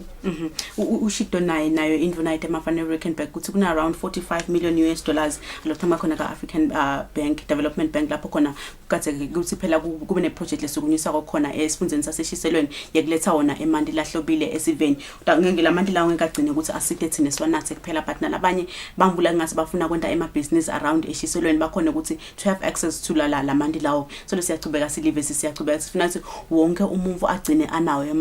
Sibonile yona indvuna ibambisana nabo abantu abafaka ikhathi baka micro project nabo NDMA basukuma nelibavusana titimbola lesithithine maybe lemimangweni sesitimbola leto letilimele. Kanti ke sami kuyabonakala ukuthi vele live kukhululeli kwendako njengoba nasemimangweni liyaku encourage ukuthi vele akulinywe siyabona sami ukuthi balime emimangweni tinhlangano letifana nabo bonambot diyakhulumisana kanti litiko la agriculture nayo libeke konke ukuthi liqinisekise lokuthi vele emimangweni sive siyalima asikuthengi kudla kunema stages ukuthi naso uhlulekile kumthola mhlawumbe umlimisi lana nakula ungeta khona lishido ke litiko lathi kuvumelekile ukuthi nangabe mhlawumbe ubona ngathi lisito ungumlimi awulitholi litiko la agriculture noma ungashayela yena director agriculture imbala noma utifikele wena bathi bativulile tandla ukuthi bakhone kusita emaswati ngoba phela lesikhathi lesi ngiso lesimcoka kakhulu ukuthi kulinywe sibonile ke sami nakucala wona umkhuhlane iCovid-19 kwaba ngathi kutawuba nekuthi ngeke kusabane kudla lokwanele indvuna ke yelitiko la commerce industry and trade yachaza ukuthi kudla kutawuba ngilokwanele ditawuchubeka mhlambe tincola letiletha kudla tikulethe lapha eSwatini sami. Uchubekile ke yena indvuna yethe mafane Rickenback ngaye February 2020 lapho khona afule khona ke indzaba lapho khona sithi human capital development lebeka kakhulu temfundo netempilo sivethe ngabe uhulumende bekahlelene umkhuhlane iCovid-19 angeke fike indzaba temfundo nato tempilo.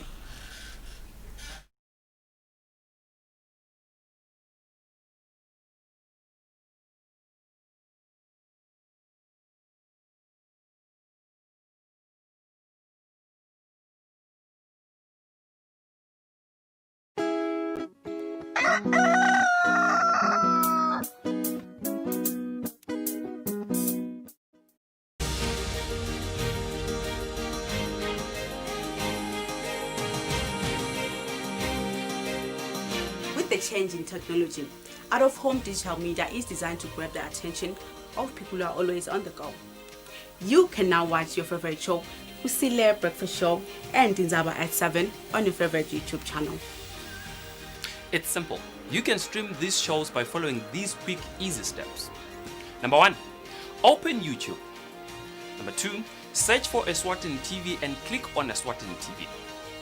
Number 3, after you had entered on Eswatini TV, look for Tinzaba or KPS.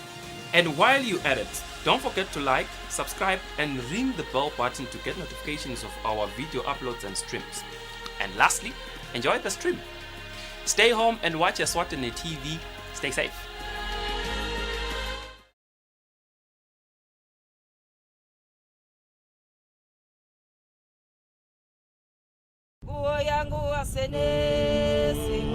Sinvusele Maswati lamahle kanye nabo bonke bazalwane eveni laseswatini.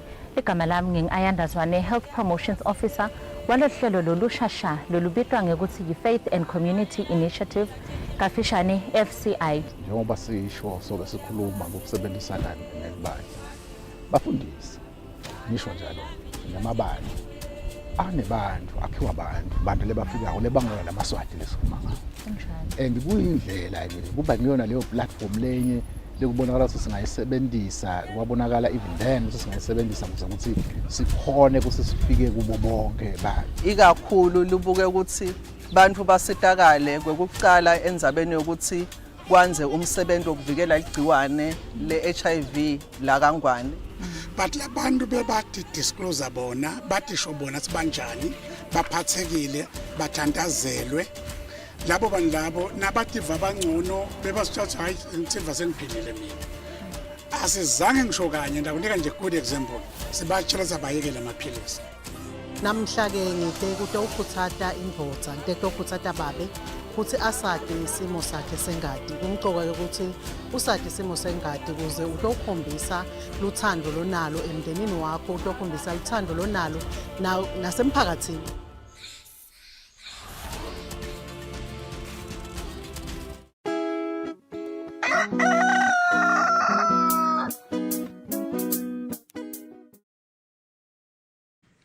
Mr. Speaker, government will continue to invest in our most important resource, that is, our people. In an effort to enhance human capital development, especially on investing in children, government has continued to safeguard budget allocations for the social sector. Mr. Speaker, the budget allocation for education is above the international benchmark of 15% of total government expenditure. An international study has shown that Eswatini is amongst the top 10 investors in education in the world relative to our GDP per capita. The year 2020-2021 marks 10 years since the country introduced free primary education program in all public primary schools. In the 2020-2021 fiscal year, government will continue to implement and sustain the program with more focus on improving the quality of education and learning outcomes. In 2019-2020, government introduced and successfully implemented a competency-based curriculum in grade 1, which is now expected to be rolled out grade by grade annually. This curriculum has been developed to reflect the aspirations of eMaSwati, national development priorities, and the needs of society. The new curriculum places strong emphasis on the development of essential competencies, skills, values, and attitudes in order to prepare learners to become effective contributors to the economy and social development, as well as becoming global citizens who can compete internationally. Mr. Speaker, we'll continue to support the Grade 0 program currently offered in 80 public primary schools. Following the assessment of the Grade 0 program, government's focus will be on improving the regulation and effort to early childhood care and development education. The country continues to face challenges with regard to limited access to secondary education. Currently, the enrollment rate at secondary level stands at 46.3%. In an effort to address this challenge, government is engaged in a dialogue with the World Bank to receive support in addressing issues of internal inefficiencies in the education system, resulting in high dropout and repetition rates. With English no longer being a compulsory passing subject, the number of repeaters and dropouts is expected to decline. A repetition strategy has been developed aiming to reduce the repetition rate while preserving the quality of education in the country. Mr. Speaker, government's in the process of completing 4 fully fledged inclusive secondary schools, 1 in each region, with support from developing partners. Construction of the 4 schools is expected to be completed during the school calendar year 2020. In an effort to address teacher management issues, government's in the process of introducing a computerized teacher file management system to improve the efficiency of the teacher management functions in the Ministry of Education and Training. The introduction of this system demonstrates government's commitment towards adopting a culture of excellence in service delivery. Mr. Speaker, an amount of 3.5 billion emelangeni is allocated to the education sector, corresponding to 15.3% of the total budget. This budget will facilitate the provision of equitable, quality, and relevant education opportunities for all people in Eswatini. Mr. Speaker, government will continue to strive for universal healthcare coverage. Programs and activities towards the fight against HIV/AIDS are being successfully implemented and have greatly assisted us to reduce the HIV incidence from 2.9% in 2011 to 1.4% in 2019. This means that fewer people are getting infected by HIV. This success has been achieved due to government and partners' investments in these programs. We'd like to give special thanks to PEPFAR, the Global Fund, the Republic of China and Taiwan, and the UN agencies for their support. This commitment and support needs to be sustained, and this requires an expansion of the breadth of services available at clinical level to ensure better treatment outcomes. In this budget, government has provided 274 million emelangeni for ARVs. Government has finalized a national social security policy and implementation plan, which will establish the Workers' Compensation Insurance Fund, the Eswatini National Pension Fund, and the National Health Insurance Fund. Mr. Speaker, the National Human Resource Development Policy and Implementation Strategy is set to be operationalized by the end of the current financial year. The policy is designed to facilitate the development of relevant skills and competencies to meet current and future labor market needs for an increased labor market participation and thereby spurring economic growth. It will address issues of lifetime learning, culture of productivity, work-based learning, and skills mismatched. Government has introduced a new online study loan application system in line with the e-government strategy. The use of the system by applicants commenced in February 2019. Government has further introduced a new 30 days interval study loan disbursement system that has been effective from September 2019. Mr. Speaker, in the coming financial year, government will undertake a comprehensive review of the study loan management system and propose a new institutional arrangement and a sustainable public-private partnership-based financing model.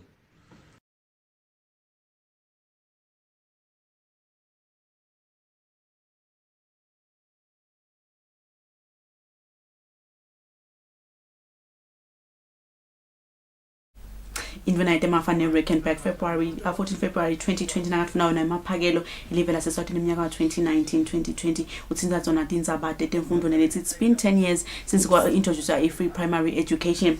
Uyatsinzana lokuthi ileve laseSwatini tawuchubeka neli invest ku education njengoba si amongst our top 10 countries la investa ku education emhlabeni wonke. Yes, uyayitsinza nendzaba ye competency based curriculum lapho khona uyasho ukuthi emabangeni aka grade 1 sevele icalile le competency based education uyasho ukuthi manje ke live liyayifuna nekuyinaka indzaba yema programs aka grade 0 njengoba seyikhona etikolweni letikolweni leting 80 samo indvuna iyachaza nje ukuthi live lenda tonke tabaqinisekisa ukuthi temfundo tihanjelwa embili futhi bantfwana bemaswati bathola imfundo lesezingeni lelisetulu. Kunjalo njengoba soloshiso malanga lamahle ukuthi khona insatheni emsakazo dithombe Eswatini TV LinkedIn kule Royal Villas lapho khona sigathe khona inkulumo yakhe endvunankulu ukuthi engabe umnotho welive laseSwatini uvuswa kanjani ke lapho khona umkhuhlane COVID-19 uhlasele live laseSwatini nemhlaba wonke. Kulesikhathi samanje let's just cross over to LinkedIn kule. Asibonga isamkelisiwe siphindze sivusele babukeli bemsakatho lomhla ekseni sila eRoyal Villas bongosi la sigathe khona ndinankulu atawuthula ke leyo post COVID-19 economic recovery strategy. Kanti ke luhlangothi lebhizinisi there's no doubt ukuthi lishayeke kakhulu eSwatini ngenzaba yawo lomkhuhlane. Senginemlangeni la CEO webusiness eSwatini nathi Dlamini sitawuva nje ukuthi ngabe business nanayo igadze ini lomuhla kule strategies lesithathu la ndunankulu ngosasikuvuselele sikwamukele namhla ekseni. There's no doubt ukuthi ibusiness limele kakhulu Nkosi. Nikatheni bebusiness? Ilimele kakhulu wena kunene ilimele kakhulu. Kepha siyakujabulela lokho ukuthi uhulumende ukuthathele edulu lo kwakubona lo somonakalo vele mkhulu sowendekile and futhi uyachubeka ngoba lento sola iphelile. Kepha nje ngaloko ukuthi bathathe inyathelo ukuthi asesicale lokho ukuthi nase kuphela ngoba vele kutawuphela phela ngenye la masinyana sisuka sibheka phi silive sihamba nabana sihamba. So uhulumende usifake nje sonke thina ama partners ukuthi asimsebenze naye siqale sibuke la strategy ukuthi nase kuphela ngibani lo phuma bhekele ngibani lo phuma bhekele sithi siyakubonga lo ngoba nathi bese involve lo namhlanje utothola lo mbiko lapha sibusiness sikhona siphelele siyawujabulela we look forward ukuthi utawuthola kuphi kanjani kepha nje le spirit yokusebenza kulamalanga ekwakheni le live sisonke nesiyangijabulisa. Ingabe njengoba sibonga thini kubosamabhizinisi lo khanza ukuthi sibe kunetisebenzile bese badikhulile tiye emakhaya naso simo sesibile ukuthi sibe ngcono baphinze balanze bona phela bataqhubeka kusebenza kunekuthi bese balanza labasha. Kude inkampani lethanza ukuluza abantu bayo and nabo ba retrench nje nabo labaqashi bayakhala and siyathemba lokuthi mhlambe simo sesibuyela siba kahle bahusukela bahambe balanzela abantu baphinze babuyisela siyathandaza ukuthi kube njalo nangabe laba tawukhona lokuvuka ngoba kukhona labanye asekuphelile ngeke bakhona vele ukuvuka lokho siyaku accept ukuthi kunjalo Nkosi la kuthi laba ngakhona ukuvuka sebatita batinto emathuba emsebenzi la kawa. Siyabonga kakhulu Nkosi. Mangaliso new business Eswatini. There's the Minister for Commerce. Yebo, I cannot just let him go just like that, Minister. I just want to say hi to the Minister and what he's expecting. Minister of Jobs, good morning. Good morning, Linton. Nduna Nkosi, post COVID-19 vele kufuna siphile. Nangiduna ukuthi awuthula strategy nibe mabhizinisi. Are you looking forward to the strategy? And yini lo ngakusho ku business post le nangileta usayithula ngiduna ukuthi sijabule kakhulu lamhla gule ngoba solo sikhuluma tindzaba letibhlungu letimbi letithumatako letingaphakamisa ilithemba esiveni kepha lamhla sito lalela ndvunankulu etfula esiveni iplan yekuthi sivuse umnotfo emva kokuba sihlaselwe ngelesifo sa COVID-19 lokuhleke ngale plan ukuthi iholwa kakhulu ngilesithi private sector bosoma business bosomabhizinisi ke bafike bentala okunengi ukuthi bathi thina singalekelela kanje ikakhulu ukuthi baqale imisebenzi lemisha lamhlanje nankulu tawukhuluma ngeliplani lelikhulu lapho khona sitawuva ukuthi kutawakhiwa imisebenzi lenga 30,000 yakhiwa ikakhulu iprivate sector ibambisane nahulumende kuyasijabulisa kakhulu lokho futhi leli plan ke leli litawenda ukuthi bosomabhizinisi labancane bathole imisebenzi leminengi leli plan lisasetshenzwa itaphinze lento sinensha yethu ithole imisebenzi icashwe empeleni labanye ndile bataqasha kule misebenzi atayithula ndvunankulu bantu labasha kuyasithakasisa lokho kakhulu nasekuvuleke nemagede Mndunga sekuvulekile nje ukuthi singakhona kuvakashana labo makhelwane sitaqhubeka nisibone nakule bensoleni kwentando ngihulumende kumemali abanye bosomabhizinisi ukuthi bete batavula imisebenzi eSwatini empeleni leli plan lesitalitfula lamhla noma bese singakhona ukuthi sibameme ngetinyawo besikhona ukukhuluma nabo ngale tindlela letiphucukile labanye nje babo vele bayentile le commitment ukuthi noma amagede avaliwe bona bayeta kangwane so sitaqhubeka sikwende ngemandla sigijime ngesivini siyakholwa ukuthi utawuthi uqala umnyaka 2021 leli plan leli litabe seliqalile lithela tithelo. Siyabonga kakhulu. Siyabonga. Samube kuyindvuna ya ka commerce manqoba khumalo unpack nje kafishane lokunye letinye tetindle lesingatilinza kuyo inkulumo yemhlonishwa ndvunankulu lomuhla la ezulwini sesemba ukuthi naselethuliwe leli plan onke amaswathi ayawusebenza ngekubambisana i-private sector nanayo ibe at the heart of le plan leli ukuze simnotho live laseSwatini uchubekele embili. Sesitavele sinasi singene ngakhathi sale sihlala phansi sasanzawo tethu njengoba sikhathi kuyabonakala ukuthi noma nini manje emhlonjana nankulu sotawufika lapha eRoyal Villa sezulwini kanti ke lo tabe sizochubeka nebabukeli bawo umsakazo eSwatini TV kuchubeka wonke umsebenzi nyabe senginikete umlingani John Pires kanti ke anginivalelise sami ngiletha intsambo tethu la ngithi biselekini e-studio.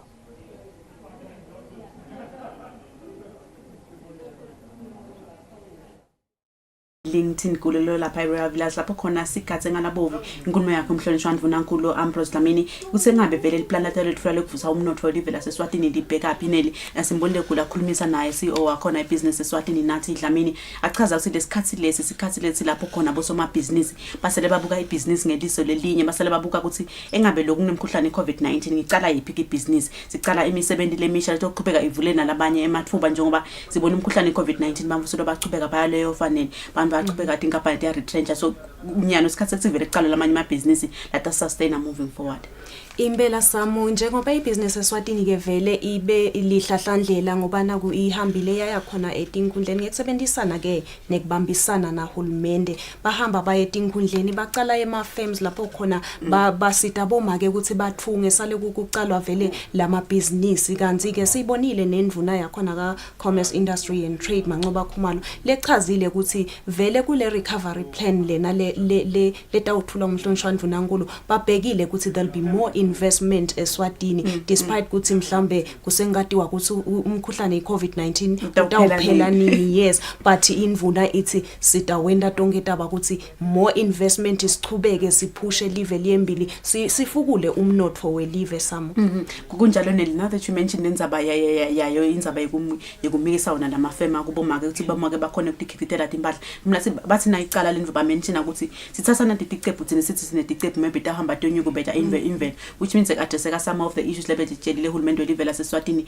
ku strategic roadmap sakhe sifuna kunciphisa tibi letilahlwako timvo letawunyuko beta imvelo sithatha leti imvelo thina lesingathi thina maybe lamanye emafem lamakhulu lapha kangwane lakhitha dona timbahla athi ayalahla sithatha leto timbahla leto ke thina leti tiqephu leto thina singabitha ngithi tiqephu sithi sebenzise sakhe buhle sishothi sithi sithatha nje lesiqephu sakha imbahla lengathi thina nelise imbahla lenhle kanzi ke Samu uhulumende nje kungakafiki iCovid-19 beka vele ashito ukuthi kufune ukuthi kunyuswe le mali lama loans ukuthi mhlawumbe bosomabhizinisi labancane babe neaccess ukuthi bathole ema loans ukuthi baqale emabhizinisi siyethemba ukuthi mhlawumbe utawusho uhulumende ukuthi nyalo ke indlela ibheka kuphi simbonile nakufika umkhuhlane iCovid-19 akabalahleli nje in the cold bosomabhizinisi kepha uthite wasukumisa sikhwama sa 90 million lapho khona athite wotani stobonisana nangabe ubhadele kahle i-tax yakho ungeta utothola nayi relief nayi siyethemba ukuthi ke Samu hulumende utawuchubeka ababukele bosomabhizinisi labancane sikadze nje ngalabovu ukuthi ngabe kutawuthiwa noba mhlambe nathi sizawufuna kuqala ngeke sathi ke njengoba njengoba ukhuluma ngayo indzaba yetikhwama waphinzwa wafula hulumende ukuthi bosomabhizinisi phela abete akube khona labakhona ukuthi utoboleka nini uhambe uyokhava la ukhava ngakhona ubone nje ngikhava maybe ngifika phi ngakhona phinze ngiyibhadale back kuhulumende sasibona nesikhwama sekuthuthukisa abamvula abasha ezwele kakhulu kade sibona nabasha phela bakhona ecala emabhizinisi nabo bathi umkhuhlane iCovid-19 ukhona ticele letawuthathwa nyalo lecele maybe taw addressa ema issues laphathelene nemkhuhlane iCovid-19 baphinze babuya phuntsini bathi nyalo thina sesithi nangabe wena ufuna kubhadalela supply wakho thide ngoba banotisile ukuthi maybe bosomabhizinisi bayachutha nesekufanele babhadale maybe babhadale ama suppliers abo ungeta kithi stokhona ukuthi thina sitakubhadaleka kuloyo supplier wakho so kunetinye imvo uhulumende latenda ukuzama ukuthi kwenda ibusiness lapha even kube imvo lengathi thina kulula sithi ease of doing business phinze Mvunankulu Samu ekhonayo evikini leliphelile wamemetela ukuthi sekunesikhwama ke nyalo sa 45 million naso lesitaw accesswa ngibo bosomabhizinisi labancane Samu ushito ke Mvunankulu ukuthi indvuna yelitiko la Commerce Industry and Trade lisetayibeka lemigomo ukuthi lesi ke sikhwama sitholakala kanjani sivile bo business eSwatini Samu basho ukuthi maye kulesa sa 90 million sikhwama sasedama kephana nje sahluleka ngedincabekelwano letithide siyacela ukuthi manje uhulumende anciphise kancane phela stokhona ukuthi nathi sikhone ukuthola ke kuyabonakala ukuthi uhulumende wena tonke tabaqinisekisa ukuthi bosoma business labancane bayalithola lisito ikakhulu kulesikhathi kubethuke lo mkhuhlane. Sibonile laba bosoma business labancane lapha even inkampani yahulumende yona iSedco isukumanele naqala wona umkhuhlane iCovid-19 ithi asihlali phansi ngoba ikuaffecteka kwami ngizoma business lomncane ngekufana nenkaffecteka kwakho maybe sesendavele ama business lahlukahlukene basukuma bayakhona kubo bosoma business bokuva ukuthi ngabe business A wena uaffecteka kanjani ungafisa ukuthi live likubambise kanjani ukuthi utokhona phela ukuthi uchubeke usebende sabona basukuma bayakhona etingundleni bayakhona emimangweni bosoma business baveta leyo mivo labayivetako bosoma business kulesikhathi lesinese baqale bathola lona lelo sito lesiqhamuka khona kaSedco ukuthi mina ngicela kubanjiswa nganako ngiceka ngala sibonile nalabala babuke le fund yebamfula abasha samusi babonile bendalicwaningo ithe nje nayibheduka iCovid-19 babona ukuthi lamanye ama business abo sekavaliwe basebenta nakulabathi ke samu i-payment holiday abakasho ke ukuthi okay i-payment holiday siniketa nje 3 months bathi testakuniketa i-payment holiday ngekuthi sibuke lokuthi le business yakho ishayeke kanganani nekuthi le business yakho i-business beyikanjani uma ngabe utawudzinga 6 months takuniketa 6 months mangabe utawudzinga tinyanga letiningi noma ke leso sikhathi lotasidzinga stakuniketa ngaleyo ndlela sesiyibukile le business yakho lokusho kona ukuthi solo uhulumende yetama lokuthema Swati awacabangile lokuthi kulesikhathi vele kumadima kakhulu sam kude le e-business lengakashayeki njengoba ashido naye umphathi wakhona business eSwatini ukuthi kude umuntu lojahliswa ukuthi indawuthi nene namhla ngisakhona ukubhadala sale uhamba uye ekhaya isikhathi lapho khona sithi private and public sector ukuthi sichamuka we are working together sibuye ukuthi live silithatha silibhekisaphi embili noma umkhuhlane iCovid-19 ushaye sonke ngekulingana neli kunema business lashayekile siyakhumbula naqala nomkhuhlane iCovid-19 baveda ukuthi mina indzawo sine lesithini maybe lapho khona khansi kubatwa khona kwenziwa lawo imisebenzi yetandla bafike vele bashayeka kakhulu ngalokuthi most of le mali lebe bayifola nelikuthengelwa bebathengelwa bamvu alababuya ngaphandle kwelive laseSwatini bachaza ukuthi nasingathi siyaqala nyalo siyacoca ukuthi thina ekuthengelwa kahle kahle nasingathi siyabhekisa sagcina eminyakeni lophelile ngenyanga yengongoni nyalo sesisemkhathini weminyaka sitawucetha futhi neminyaka lona uthi na usiyacabanga ukuthi engabe vele labamvuselo baphila ngani funa bachubeke babeke singwa etafuleni baphila ngani but sibonga lokuthi inkampani letiningi lapha evenini letiyasibona lesingo sekuthi ngcono ukuthi sibone ukuthi business thite ushayekile sikubambisa kanjani abakahlali nje babukela labanye bahamba bawufaka ku resource mobilization committee kwathi ingabe vele labashayekile umkhuhlane iCovid-19 lapha even sibambisa kanjani. Siphinze sabona samu uhulumende asungula sikhwama lesitawusita abantu labamisiwe emsebenzini kwesikhashana sibonile ke leso sikhwama leso naso sisebenta sibaniketa abantu futhi solo siya encourage nyalo ukuthi uma ngabe uyinkampani ushayekile kulomkhuhlane iCovid-19 water phela sikhona uvetile ke PS wakhona ka public ka etiko letisebenzi nenhlala kahle yado ukuthi uma ngabe uyesaba mhlawumbe uyinkampani ukuthi hayi ngoba inkampani bese tiyesaba ukuthi hey mina bengawubhadali kahle umthelo sengiyesaba kuvela lapha uthi deke PS cha water vela sitawukhulumisana ngoba phela sicabangela nadi tisebenzi lebe tikusebentela uhulumende ufise ukuthi tisitakale kwavela ke nekuthi kufanele ukuthi le information loyiniketa lelibandla lelisita letisebenzi letimisiwe kwesikhashana kube information lekahle so that letisebenzi titawusitakala masinyane Sam. Kunjalo malanga namahleselo sigathe yona inkulumo yakhe umhlonishwa Mbonangulu Ambrose Dlamini yekuvusa wona umnotho elive laseSwatini kakhulu kade ngawo umkhuhlane iCovid-19 nelikwathi nakuthulwa strategic roadmap 2019-2022 kwavela ukuthi even though kukhona lapho khona silive thine sicanga khona but akhona ema strength efu silive laseSwatini ishido United Mafane Reckenberg ukuthi amongst the top 10 live investor ku education into ukuthi education sector yefu system ngathi ngisho ukuthi lengathi cina maybe let's just look lapho khona sithine sinema strength education health na khona i-health system yefu ayisiyo lele kahle but it's one of our strength let's just take maybe lama strength lawo ke lesinawo silive siwasebenzise nyalo kulesikhathi sibhekene nemkhuhlane iCovid-19 kukhombisa ke sami ukuthi uhulumende udimisele kanganani ukuthi imfundo vele ayihambise yembili. Sibonile ngeliphiko lwakhe loka micro projects hulumende angeta class etikolweni alungisa lawo class lebeka ngasasiwo esimeni lesikahle atinaka netindzabadabo water and sanitation ngoba sibonile nje endaba ma hydro drilling surveys etikolweni leting 13. So lo ke hulumende uyabuka ukuthi engabe lapho singenda kanjani ukuthi sifake letikolwa emandi sakhe ukuthi tindlu etikolweni sifake netindzawo leti kahle ukuthi bantfana bafunze kahle phela bantfana babe nawo emandi ikakhulu kulesikhathi kubhedvuke umkhuhlane iCovid-19 hulumende nga micro projects wenda show ukuthi akube nawo letindzawo temandi ema boreholes uyeta mahulumende ke kwafaka etikolweni sam kunjalo malanga amahle njengoba sisho solo sikhathi na inkulumo yakhe umhlonishwa mbonakalo Ambrose Dlamini but sihle sibuka emuva nje ukuthi before COVID-19 engabe live la seSwatini hulumende welive la seSwatini bekahlele ukuthi umnotho uvusa kanjani bekuhlele ukuthi umnyaka wa 2019 2020 ngomnyaka lo tawuhamba kanjani yona indvuna ite mafane Rickenback nayifula wona emaphekelo yatsinza sinzile ke tindzaba te business siyibonile na umphathi wa business eSwatini achaza ukuthi private sector and public sector kuzanga ukuthi let's come together sisebenzisane sibone ukuthi umnotho sivusa kanjani asesive yona indvuna ite mafane Rickenback. Mr. Speaker, the private sector is the engine for economic growth and job creation. Government's policy aims to end the uncertainty that has undermined confidence and constrained the private sector investments. Government has produced a draft master plan earmarked to push the implementation of the development agenda. This plan contains projects to be discussed with development partners in the planned donor conference as part of the resource mobilization drive. Mr. Speaker, 85% of Eswatini now have access to formal financial services.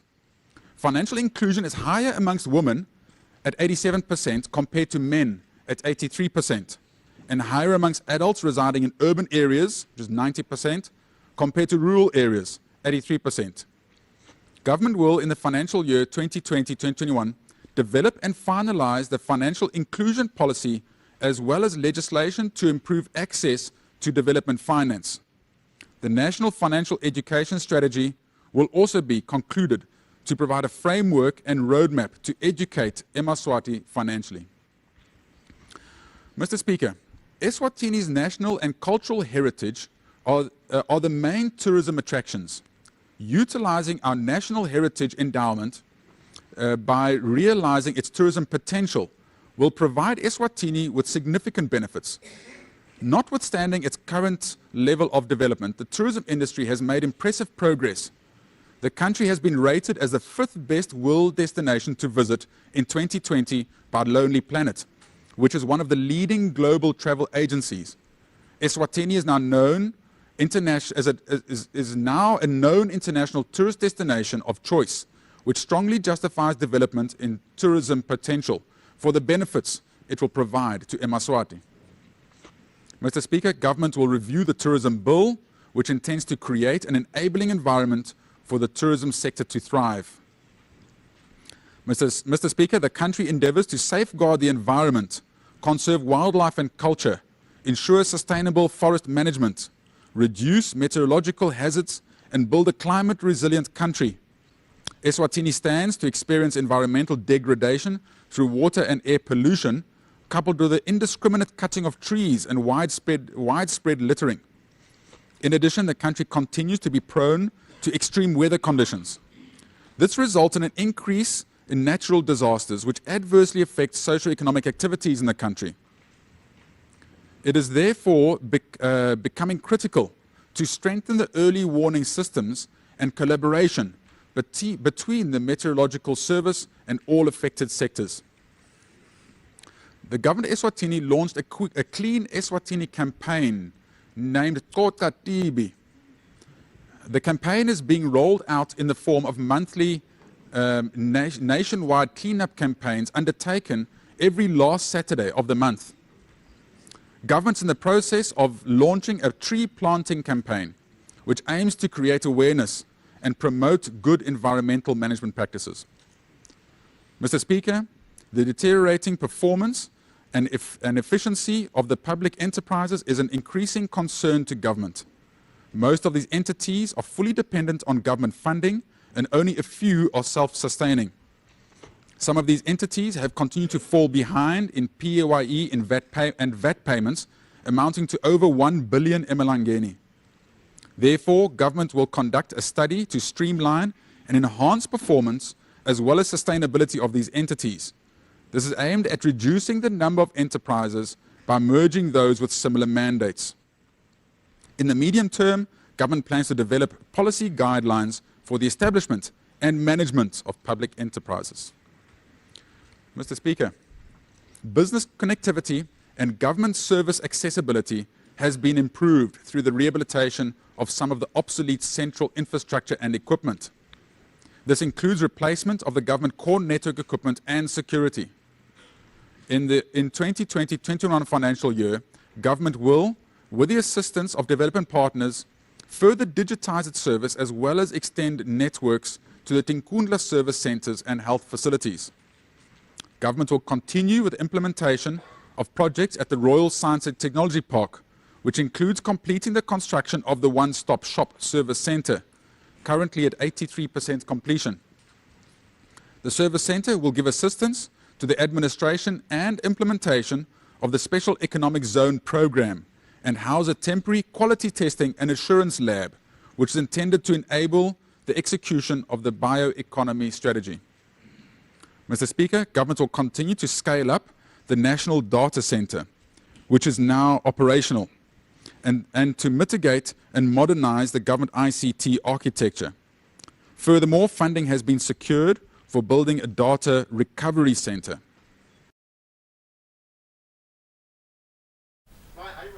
Malanga mahle solo siyachubeka nje siyabuka emuva tsingabe uhulumende welive laseSwatini bekahleleni before umkhuhlane iCovid-19 solo siyasho ke ukuthi imsakazo dithombe eSwatini TV ukanye kusekhona aerial villas lapho khona sigathe yona inkulumo yakhe umhlonishwa mvunankulu Ambrose Dlamini uthi ngabe umnotho sivusa kanjani lesikhathi semkhuhlane iCovid-19 so khona ke insathele imsakazo dithombe eSwatini TV John Perez ukhona ukuthi sitshela sengabe vele sigatheni kulelanga lalomuhla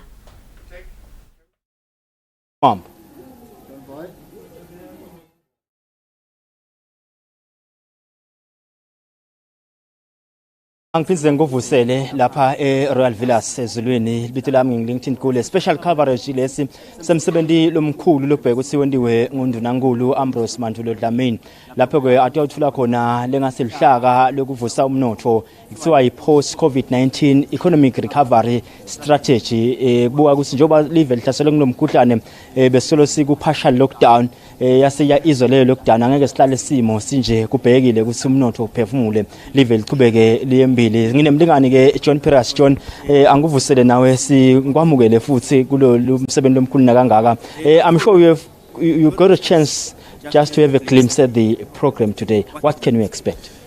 Angivusele lethini ngivusele ngababukeli emakhaya iprogram yethu lethini lehleliwe lana ICU lenza kakhulu kumbe nje bangachazela amaswati lokuthi lockdown wendeka lana kuleti gaba lekhanjiwe ukuthi isukela kuphi yona le economic recovery khanya lokuthi lo mkhuhlane mangabe sowenzile noma kumbe masesifuna ukuthi wenze stawumisa njani silive sengibukile iprogram lengithini ngicabanga ukuthi nje kwesicala singachazela amaswati lokuthi kubona lokuthi live libuke lokuthi lo mkhuhlane we-COVID-19 udistebhete into letiningi ikakhulukazi ehlangothini lemnotho lehlala kahle ayawukhumbula ke futhi amaswati lokuthi bese excited makala 2020 kwathula ibudget yakhombisa lokuthi sibheka kuphi nangayitolo futhi bekade kwedlule the strategic roadmap lesa 5 years nakhona besikhulumisa lokuthi sibhekaphi silive kufika kwalomkhuhlane ke kube sekucanganisa yonke into mangasebenzisa lelo gama lelo umhlonishwa Mvunankulu ke ngiyabona ngeholi balomutha welive ngonyama yenkosi Mswati wesithathu bese bayahlala bayabuka lokuthi kudelive liphuma ke inkinga ta lokuthi sekuva lo tip amabhizinisi abantu balahlelwe imisebenzi nekuna kanje lengithini lokuthi tekuthengisela nathi thikabetekile kakhulu ngalokuthi ema-border gates kakhulu avaliwe laba lesingathi kumbe ngalesilumbi bakuyi-informal economy abakhona lokuhamba utawuthi kabeteka kumnotho ngicabanga ukuthi luqhamuka lapho kakhulu loluhlaka lo lesitalukhulumisa namuhla lwale le-COVID le post-COVID-19 recovery plan luholwa ke ngumhlonishwa noma ke indvuna lehloniphekile yelitiko ke letekuhlela umnotho nentuthuko Dr. Tambo Gina lo wabekwa ke nguye umhlonishwa Mvunankulu ukuthi aholeke leli bandla lenalo lichamuka etinhlangothini letahlukahlukene kutemnotfo lufaka ekhathi ke abantu abahloniphekile laba private sector labanye ke labakhulumende nalaba setinhlanganweni letihlukahlukene letinye lekuthi inhlangano leti ngaphasi kwakhe ke uhulumende lokufaka ekhathi ke bose park labahlola ke kucwaninga lomnotfo nalokuthi singawuvusa ke kanjani utawusichazela ngaloko Dr. Thambogina lokuthi basebente njani yini kumbe tinfo lebatendile bahlanganise bobani nabobani ngoba ngiyethemba ukuthi newakho umbono LinkedIn mangabe ke sabawudzingeka ngalokuthi umnotfo phela uthenza eMaswati ekuvuleni kwayo ke le program Dr. Thambogina utawuchazela nje eMaswati ukuthi yini le bakubukile kule post COVID-19 recovery plan. Earlier on usithole ithuba lekhuluma nenduna la khomesa khuluma ne CEO webusiness Eswatini lebakuvetako lokufana nako ukuthi leli plan leli le private sector centered to konke lokutabe kwendiwa kutabe ku driver ngiyo I private sector nginalelo iqiniselo ukuthi Mr Fakuse Standard Bank CEO nanayo utawuphonsela I private sector now sibuka nje John la siqhamuka khona nala sifuna kuya khona ikhi kanganani private sector ku economic development uthenza yona lentini lana kutawukhulunyiswa indzaba ye-key enablers ale recovery plan from a private sector perspective lokusho ukuthi masikhulumisa ema-enablers kukhulunyiswa lokuthi ngitiphi letinfo lekufanele ukuthi tendiwe letitawenda lomnotfo ukuthi uqale ke manje usukume noma kumbe ubese soyathinzeka ukuthi utawugijinyisa utokhona kugijima kakhulu lentini ngicabanga lokuthi ku-private sector ngiyona lethinzeke kakhulu mawunganaka nje eqinisweni uhulumende ukhonile kubakhushina abantu labasebenza kuhulumende asikeva ngema layoffs kuhulumende for instance ngiyabekisa kodwa kumbe abantu labathinzekile ngilabantu labaqashwe nginaba abantu labangemaswati nalabantu labe batovula imathuba emisebenzi kumbe bomathapha kakhulu so masikhulumisa laba enablers bese letinto letawenda ukuthi babuyele esimene natinto kumbe letawufuna ukuthi tendiwe ukuthi noma ngabe sesilwendile phela lento hlaka akungabe sesakuvumba lenye into kakhulu lokukhulunyiswa lokuthi leminotho ibe resilient yini lesitawuyenda ke manje kuze ukuthi noma ngabe siyalwenda loluhlaka kungabe sekuthiwa manje sekufuna siphinde sente tinfo letitsite mvuselelo Fakuthe lo ngu chief executive wase Standard Bank ukuthi abakhulumisa leto tinfo leto ukuthi private sector noma ke bosomabhizinisi labatimele yini tinfo lekufanele ukuthi batende kwelekelela loluhlaka nekulekelela uhulumende ukuthi lesimo sibuyele simene Vilenduna etemafa Neil Reckenbeck khuluma uhulumende unconcothile bhangela kamhlaba unconcothile kubo IMF ukuthi amana abanjiswe ngetimali kulokunye kulale lihlaka indzaba ukuthi utholakala njani imali nje lengangetigitsigitsi letingamashumi lamathathu 30 billion wemalangeni indzaba kelele kubheka ukuthi ikhulunyiswe ngulohola lababukekela ucwaningo kule level eSwatini baka Sepak dokotela ngile utafike ayitsinze John but nje in the past bake bakhuluma nge-shadow economy ukuthi ngilabanye abantu lekufune balethwe babe la emnothweni batokhona ukuthi mhlambe nakhona kutholakala iminotho ngiyacabanga ukuthi ezakhuluma ukuthi simthola njani lo 30 billion dingoni letinye lekade afika ditsinzeleyo ukuthi khona abantu labakhona la banga participate kule economy yethu yet imali bayethu ndawuthi lentini kulibalisa kabi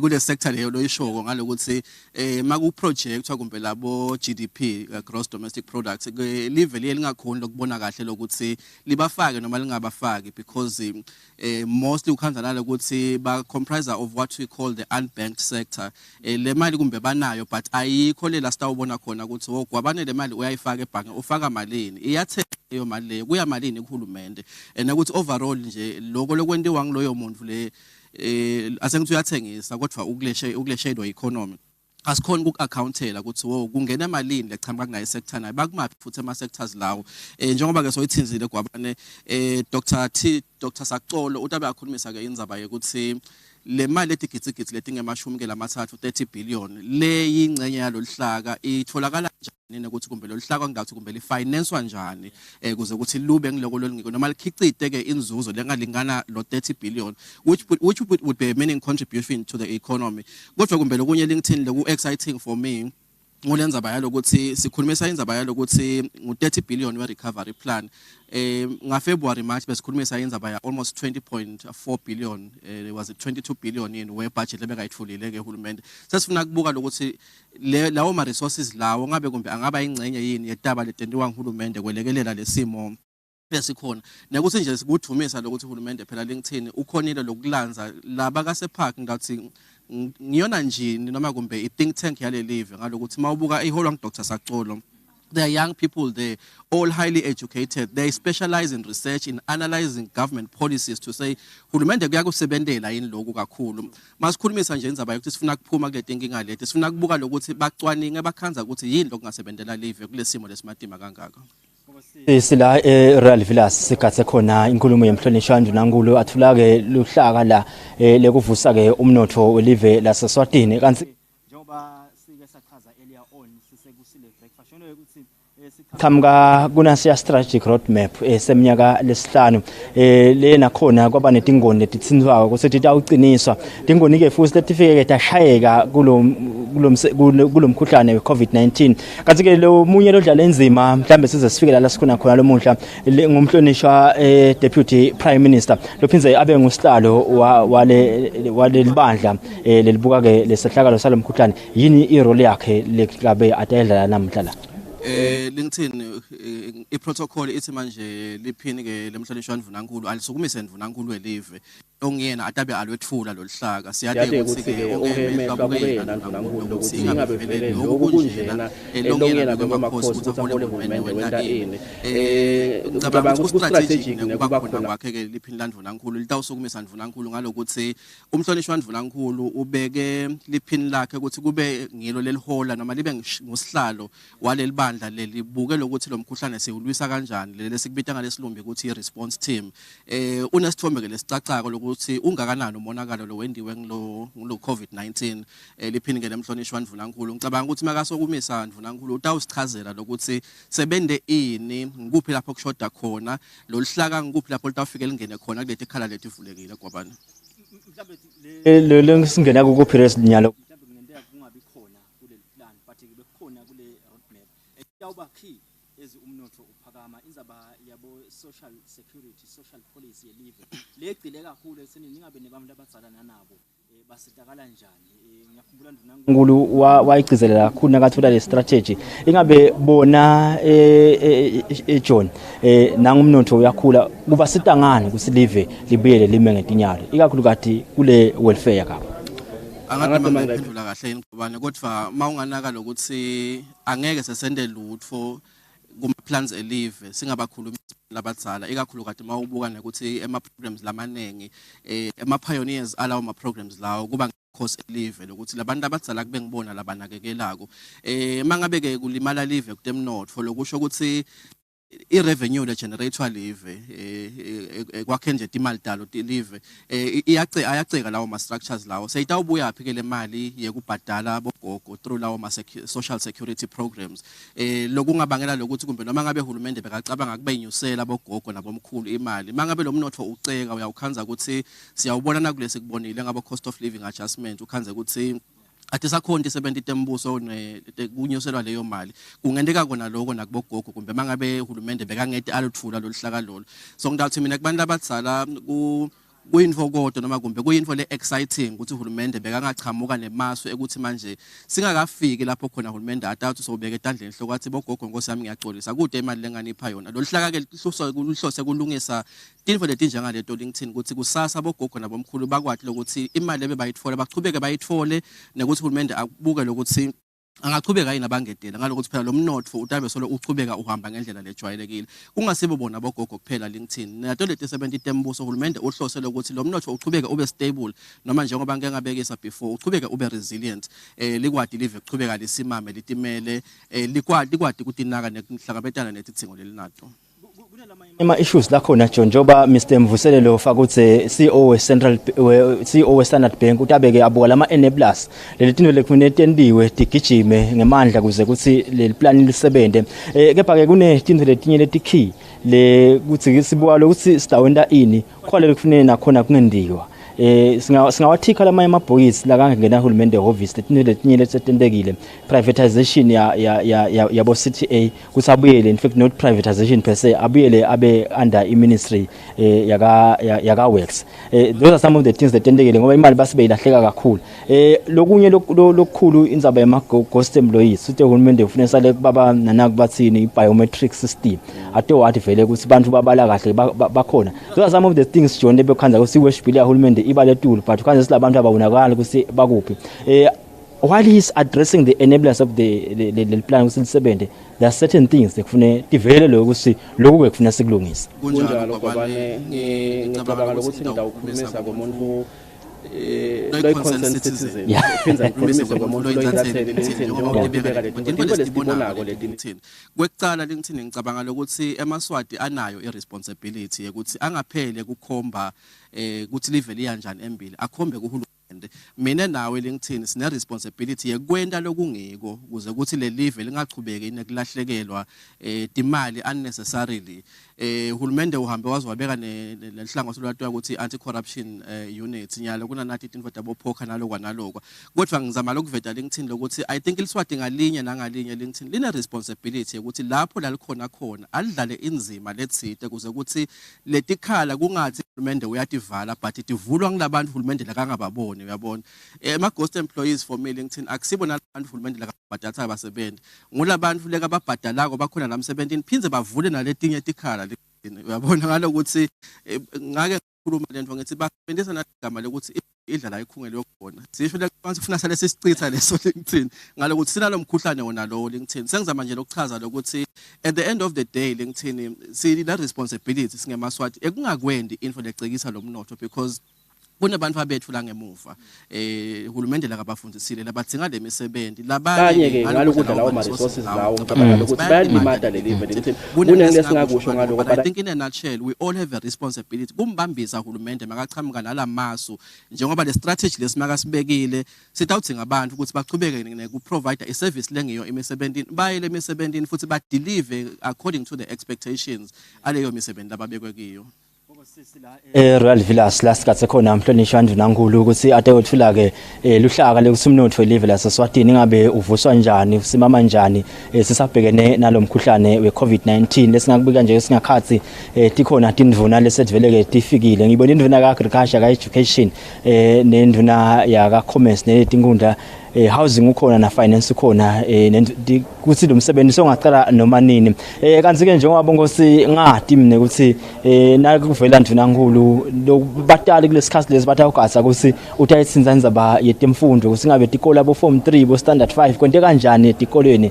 I am not sure if batali bangagatsa namhla specifically fuleleka kutele namhla umhlonishwa bese vele kuhlongodwa kwabanye ukukhuliswa kwekuvula kwetikolo ngicabanga ukuthi kuyingcenye yalokuthi masikhulumisa umnotho lengithini ngeke siukhulumise bese sishiya imfundo eceleni emaswati athi bantwana bangumlibalo ya embili ngicabanga ukuthi le recovery plan itawukhulumisa lokuthi sisibuyisela njani lesimo entirely because ngicabanga ukuthi mangabe kusene ama restrictions ama restrictions in terms of the lockdown kukhona tinto letingeke tibe implemented letila kule strategy lokusho ukuthi emaswati nanawo anale responsibility ukuthi ema regulations ama guidelines lebesinike wona ukuthi iphatha ukuthi singendi in sende in terms of lo mkhuhlane kutawufuna ukuthi sichubeke sicinise kakhulu ukuze ukuthi hulumende noma nje wasikhulumisa ngama enablers dokhona lokwendeka letinto because they can only happen within an enabled environment letinto tale business dokufika khathi dona lokuvula kwetikolo lengithini ngiyacabanga ukuthi khona lesitakuva namuhla lokuhambelana nekuvula kwetikolo. The Prime Minister just walked inside la manje la khona lo msebenzi na kanjani imsebenzi angibona ukuthi sitawuphela isikhathi lesithe ungakaqali umsakade eSwatini TV utabeke unilethela konke njengoba kwendeka entawutivela maswati amahle ukuthi ndvunankulu uthini usilive libhekaphi kulesikhathi lesi sisalwa nalomkhuhlane maybe quickly John singakangeni ngakhazi sive ukuthi umhlonishwa ndvunankulu uthini kunemaswati la setinkundleni lokusikhuluma nyalo indzaba yetekulima uyitsinzile ndvunankulu mhla ka 3 August akhuluma ukuthi amaswati akalime indzaba yemandi nanayo yasetshenzwa iagriculture nanayo ngiyasola lo ukuthi utayitsinza ukuthi nayo leta ifuna idlala inzima letside kuvuseni lomnotho. lengithini ndayichaza nje kafishane makukhethwa abantu etinkundleni kukhethwa abantu labathathu enkundleni ngayinye kukhethwa ilunga lephalamende kukhethwa ebuchopho bese kukhethwa nenduna yenkundla labo bantu ngalomthetho noma ngale sihulumende ubitwa ngokuthi bayinkundla committee umsebenzi wabo lomunye labo bantu labo kubuka ukuthi ama resources kuleyo nkundla asetshenziswa kanjani noma kumbe asetshenzisele ukuthi azuze labo bantu labo lenye info lekhona ke LinkedIn kufaka ekhathi wona lo mhlaba lo ukhulumisako ngicabanga ukuthi leti inkundleni ngilapho khona sekubita kakhulu manje khona lokuthi babuke ukuthi ngomaphi ema resources la khona la ngasetshenziswa ngile nkundla entirely to benefit leyo constituency leyo LinkedIn ngaphandle kwekulima ngicabanga ukuthi inkundla tethu tinaleyo challenge leyo ekakhulu kade esikhathini lesiningi siye sibheke ngazo ukuthi ilunga leParliament lelingenda lokuthide kodwa le nkundla committee ngiyo nyalo lekufanele ukuthi ibuthise noma ngingathi ngalesilumbi consolidate onke ama resources la khona kuleyo nkundla leyo some of ema constituencies ethu LinkedIn endowed ngamhlabathi hayi wekulima ngiyabekisa kunabo river sand kunabo plaster kunetihlahla kunalokwa nalokwa 21 ledo tihlahla lelo from that perspective LinkedIn. Right, bongosi umsebenzi ovele uqalele ke ngakhasi sithatha ke izambo khathi sive ukuthi luhlelo luhamba njani la eRoyal Villas eZulwini.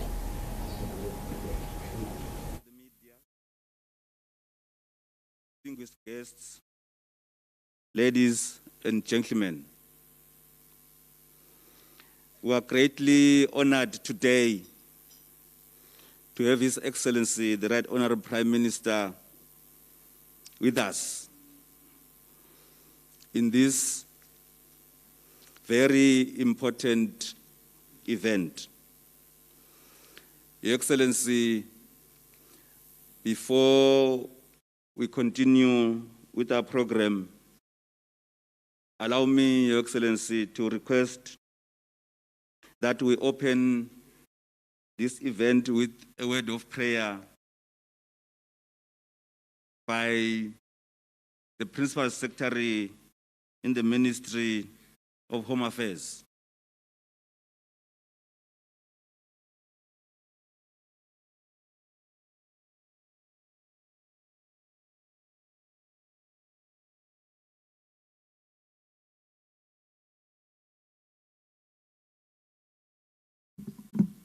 Asithandazeni